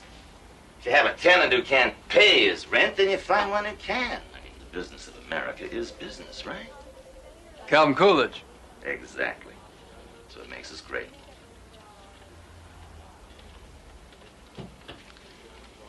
Warren.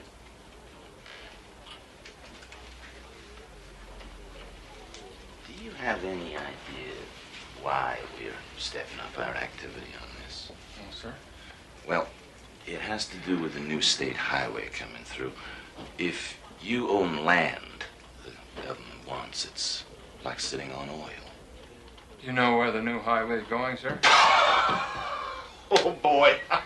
If I knew that, Warren, I'd own this bank instead of working for it. Anyway, the more deeds we own, the better our chances. So let's start changing those red pins to green. ASAP. I'm afraid you're delinquent on your loan, Mr. Slater. A letter was sent advising you that grace period is over this week.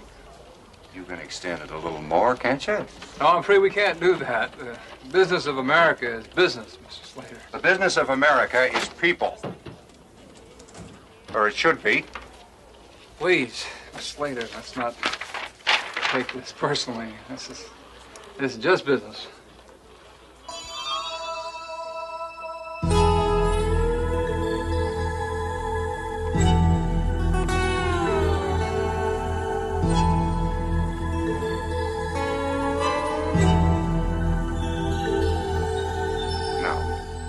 This isn't just business. This is my life. Just remember what that farm means. To me, my family, this whole community. I promise to look at the figures again, Mr. Slater. See what we can do. Name's Vern. Thank you.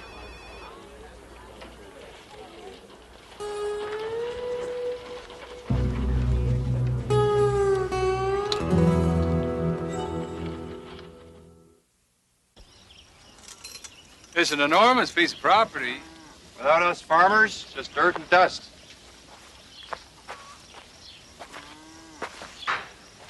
What's the bank going to do with it anyway? You can't work it? No, I guess not.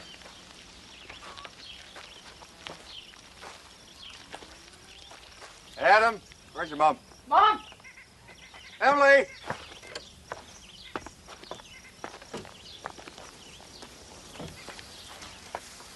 This here's Mr. Cribbins. He's from the bank. How do you do? Hello. Vern tells me you're going to figure a way to make things work. Well, since I'm not empowered to extend your loan and your equipment appears to be a little outdated,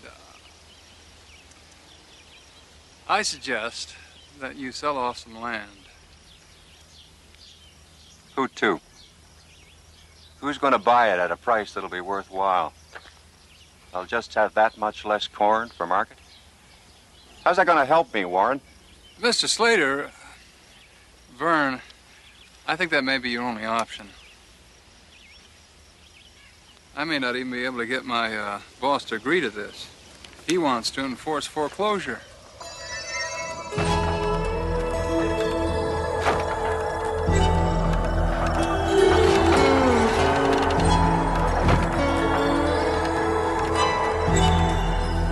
I think enforce is the key word here. Oh, please, just look this over and think about it. I ain't selling. You hear me, Warren? You go down to the bank, you tell them I ain't selling. Tell them loud and clear, Warren. You hear me? I got faith in you, Warren.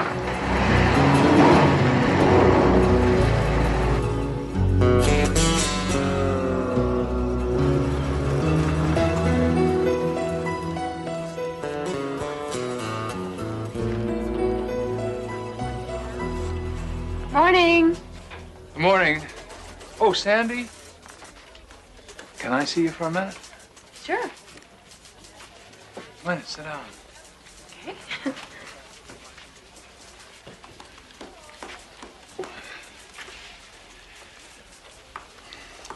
I have a question I'd like to ask you. If you were in a position to help some people, but by helping them you might lose a great deal yourself, yet by not helping them, the people you want to help, they may lose everything. Would you do it? Well, I mean, even if it meant risking your life savings. well, I don't really gamble. I can't afford to. But, well, I like doing things for other people.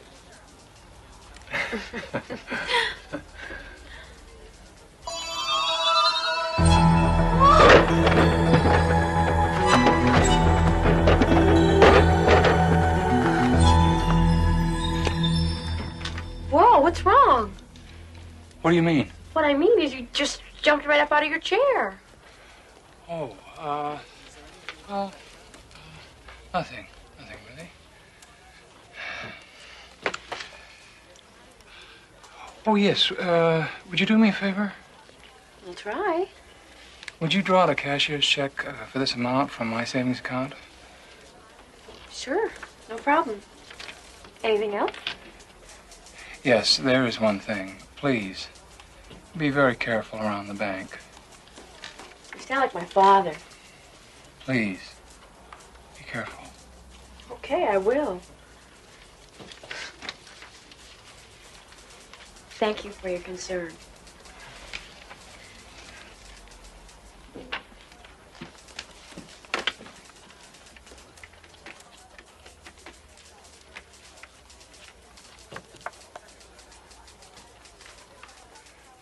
Hello, Mr. Slater. Vern. Yeah, this is Warren. I think I may have found a solution.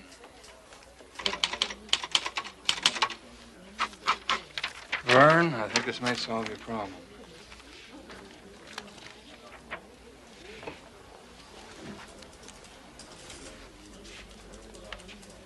This is a loan. Yes, a personal loan from me. Yes, correct. Warren, I won't let you down. I'll pay you back every single penny. I promise you.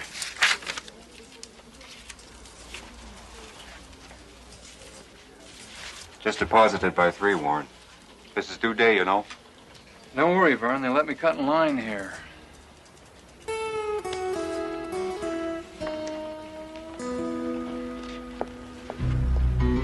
Sandy? Oh, I'm sorry, Miss Bailey. Mr. Cribbins, what are you doing? Oh, I'm sorry. Nothing really.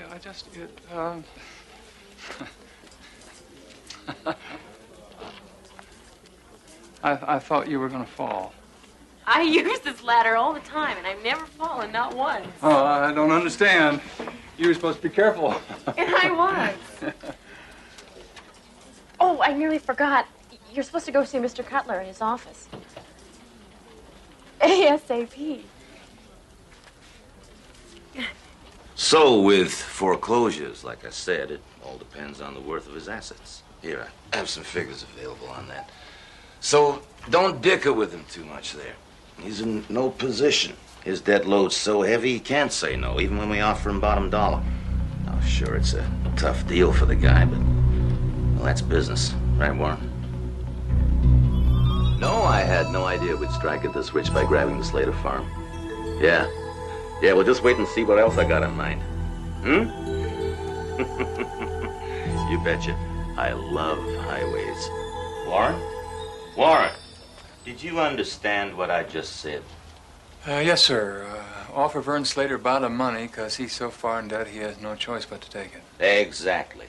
Remember the note's due today, plus penalties, plus back taxes. But you can waive it all if he takes our offer. So, get on it.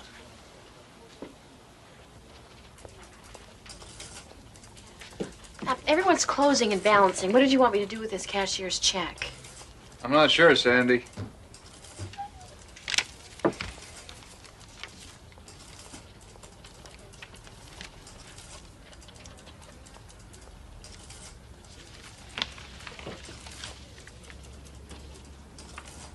Deposited in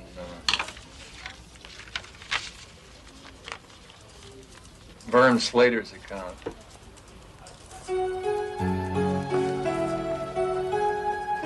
After what I told you, after everything I said. don't understand. You understand perfectly well. Don't play that game I'm with me, not sure Grimes. what you're talking about, Mr. Cutler. We should have owned that property. If not for you, we would have. You are directly responsible for costing me a fortune. How is that, sir?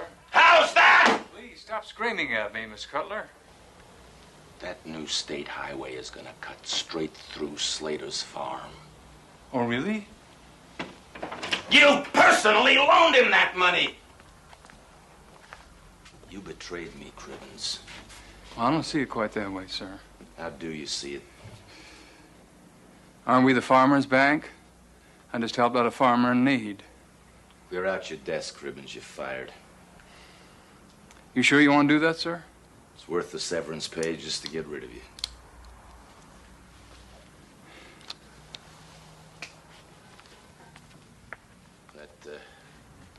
That sign's crooked. Fix it.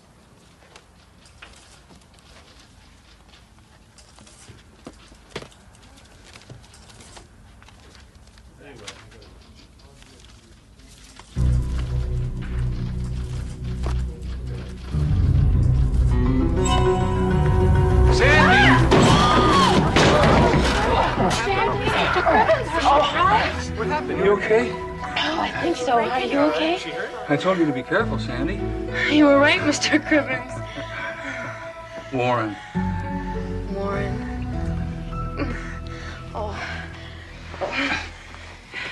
Oh, thank you. Thank you. Oh.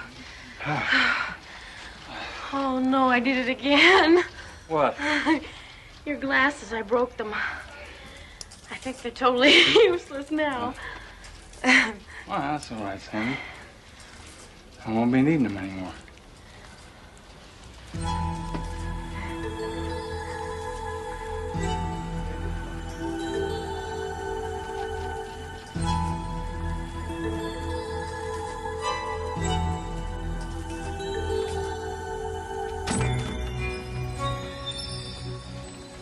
Come on, Miss Bailey.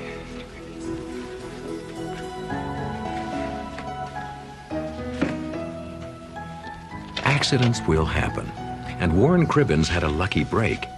Instead of blindly following orders, his eyes were opened, and he saw humanity, and discovered it was his greatest asset. Add him to the list of those who have peered into the Twilight Zone.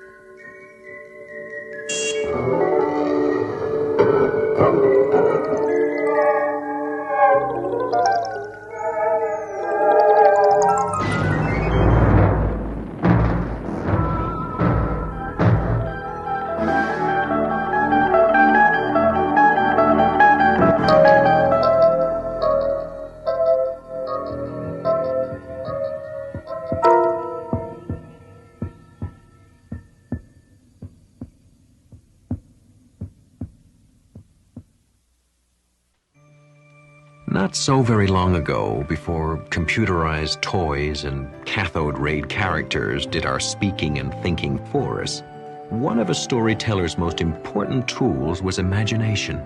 The imagination of an audience. That was how it used to be, once upon a time. Maybe a few more minutes? No. No, I don't think so. I'd have thought, on a day like today, usually this time of year they arrive in herds.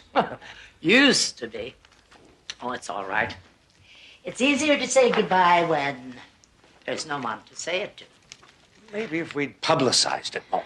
I'm afraid that my little books don't have much to say to the video generation. But a good story never becomes obsolete. Maybe a good story, but not the storyteller. Oh, nonsense.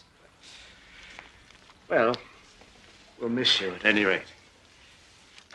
When does your house go on the market? Next week. Oh, I suppose I should be looking forward to it. My sister tells me that Arizona is very good for aching joints.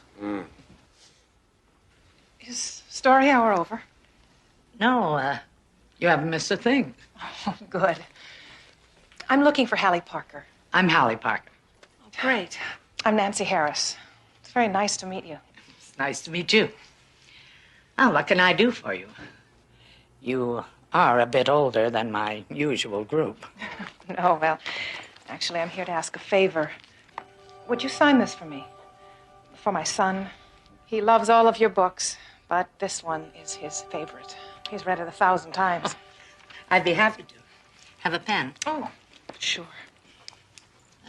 It's a surprise for him? Sort of. He can't come himself. He's not feeling very well. It's too bad. Say, how about I bring it to him myself? Oh, you don't have to do that. Oh, I'd be happy to. Are you sure? Write down your address and your phone number, and I can bring it this afternoon. Oh, he'd be thrilled. Thanks, Miss Parker. I can't tell you how much this means to me. To Brian. Well, I'll see you this afternoon, then, eh? Yes, thank you. Bye. His room is right down here.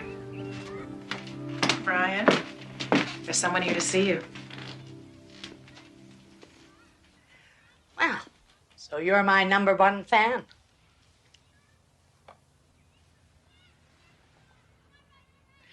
She's a writer. Do you know what she writes? Well, let me give you a hint. What's your favorite book? Creatures in the Closet?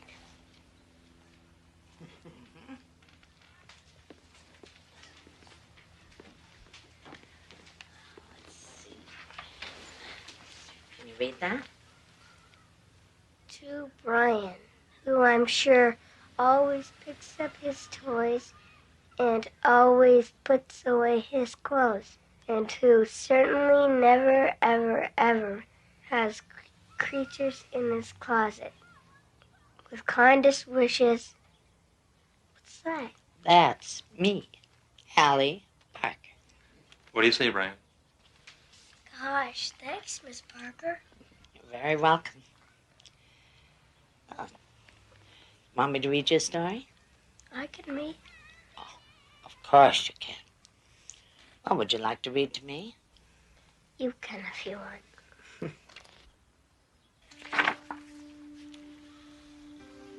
Once there was a lad named Ned who never, ever made his bed. His toys were never in their box. His bedroom floor was piled with socks, and under them was underwear. Who knows what else was under there? Ned's mother begged. She pitched a fit. Your room looks like a cyclone hit. And did Ned care? Not one bit. This part. And when he started cleaning, this is what he found.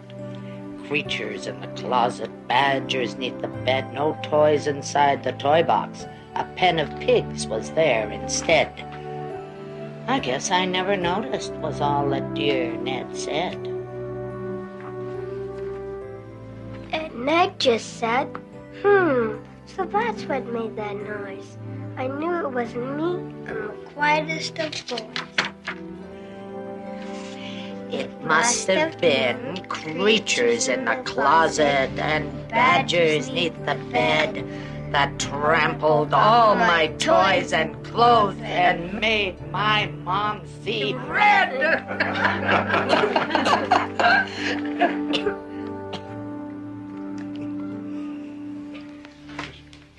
He has to go to sleep now.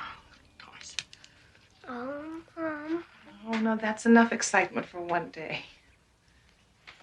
can you come back again? Well, I don't know, Brian. I'm going away. I'm moving to another place, and it's a little far away.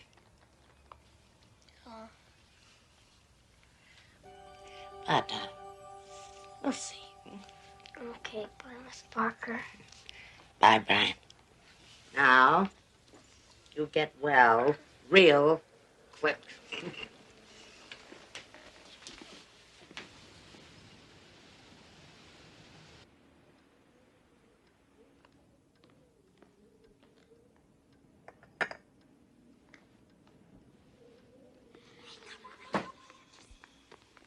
Hello?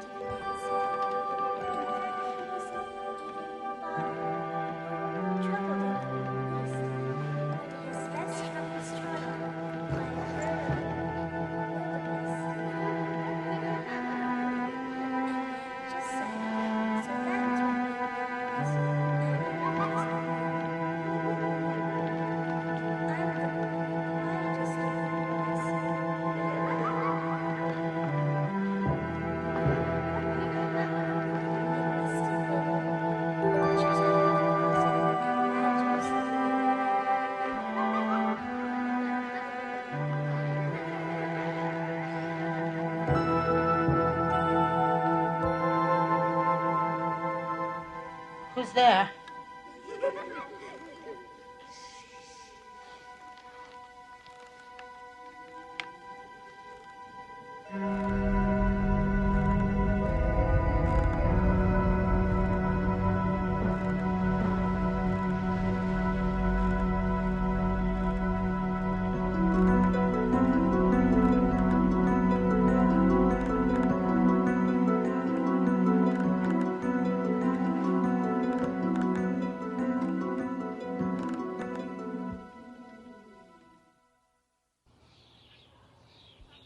Broker's due here any minute.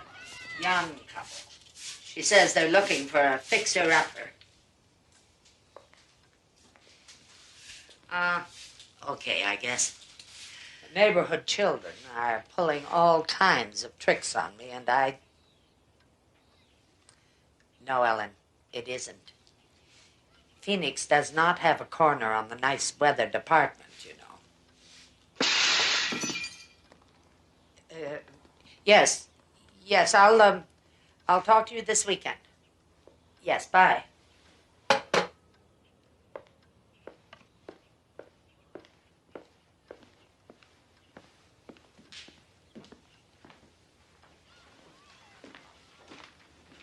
Oh, no.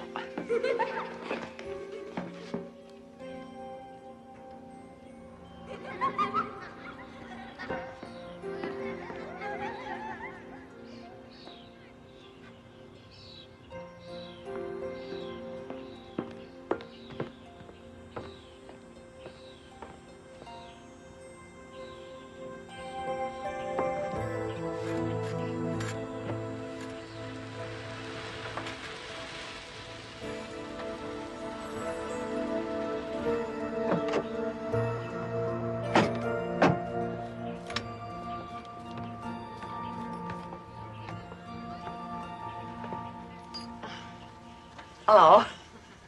Have an accident? No, just some neighborhood children, so. Does that happen a lot around here? It's normally a very quiet area, isn't it, Miss Parker? Oh, yes, very quiet, very, very nice. Anyway, Paige and Martin Glazer, this is Miss Hallie Parker. Well, I imagine that you've knocked some baseballs into living rooms in your day, eh, Mr. Glazer? I've never been one for sports.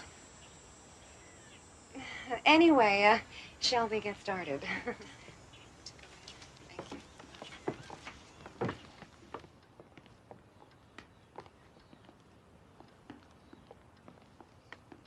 Solid oak. And not a nick or a splinter in it. So that you can slide down the banisters sometimes if you want to. Gee, Miss Parker, I hope we're not keeping you from anything. No, no, not at all. Shall we move on?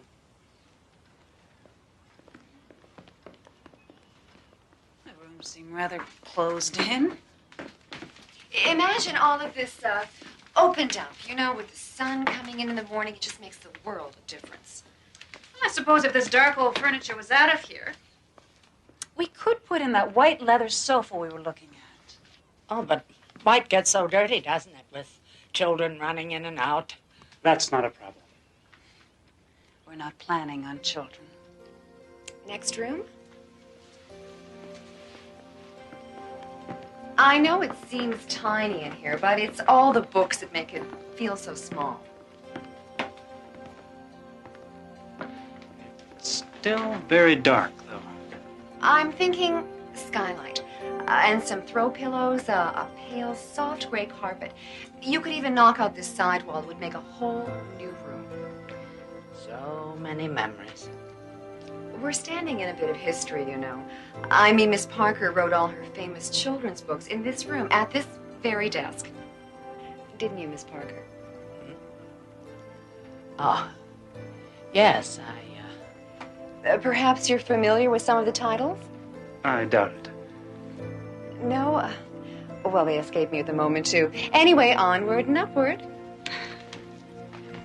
Now, you'll notice that the staircase actually complements the home. It sort of sweeps you up to the next floor, where you'll notice that Well, I guess it has potential, although it needs a ton of work to make it livable. Well, of course you're right, but that's half the fun, isn't it? Breathing new life into an old place. Oh! All I need is kids running into my house all day. Is this what you call a quiet neighborhood? Oh, well, it's normally a very... Well, it's only children with their playthings. I told you this place gave me a bad feeling. Let's go. Miss Parker, do you want to sell this house or not? I was only trying to be helpful. You're only trying to be helpful. Well, how about keeping the toys picked up and the kids out? Thank you so very much.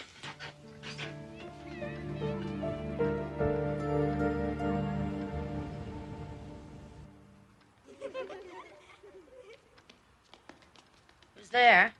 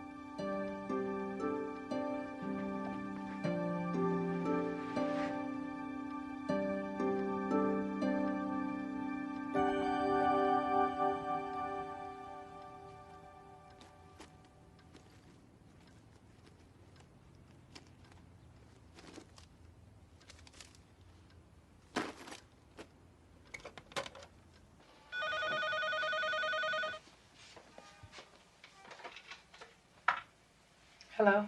Mrs. Harris, this is Holly Parker. Holly Parker?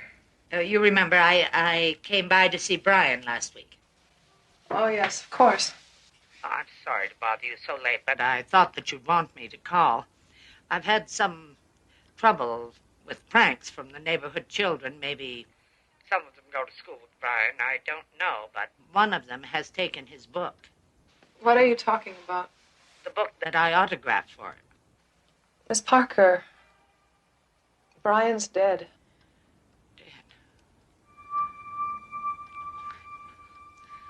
Terribly sorry. Miss Parker. Miss Parker, why are you calling? I have his book here. Sorry, it can't be. You must be mistaken. Miss Parker, the funeral was this morning, and we left the book with him. It was his favorite, and we figured he would like that. His book? Miss Parker, I'm sorry, this is not a good kind of call.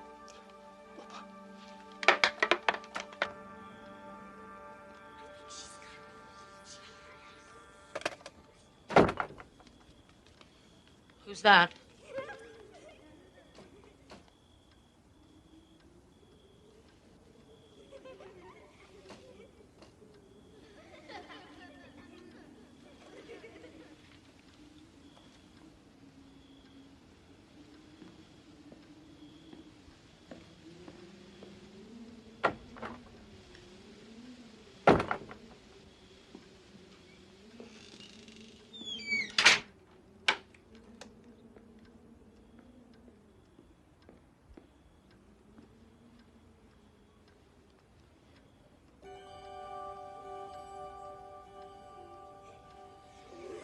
All right, children, where are you?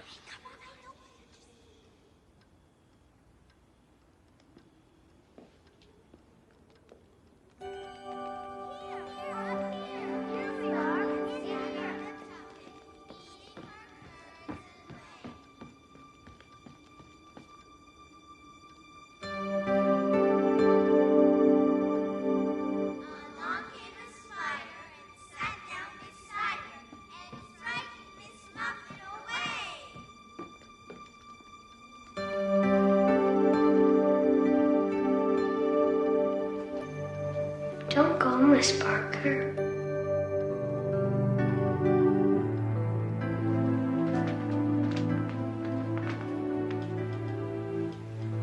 Brian? Read us a story. Us? Me and my friends. We want you to stay. Stay! I want you to stay. Read us a story. You won't leave us, will you?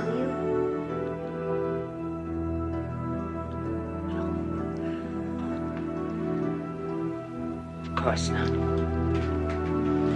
Promise.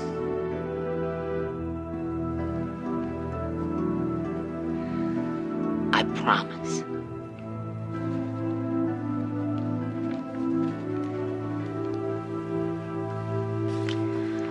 Once there was a lad named Ned who never, ever made his bed. His toys were never in their box. His bedroom floor was piled with socks, and under them was underwear. Who knows what else was under there? Ned's mother begged. She pitched a fit. Your room looks like a cyclone hit. And did Ned care? Not one bit. And when he started cleaning, this is what he found.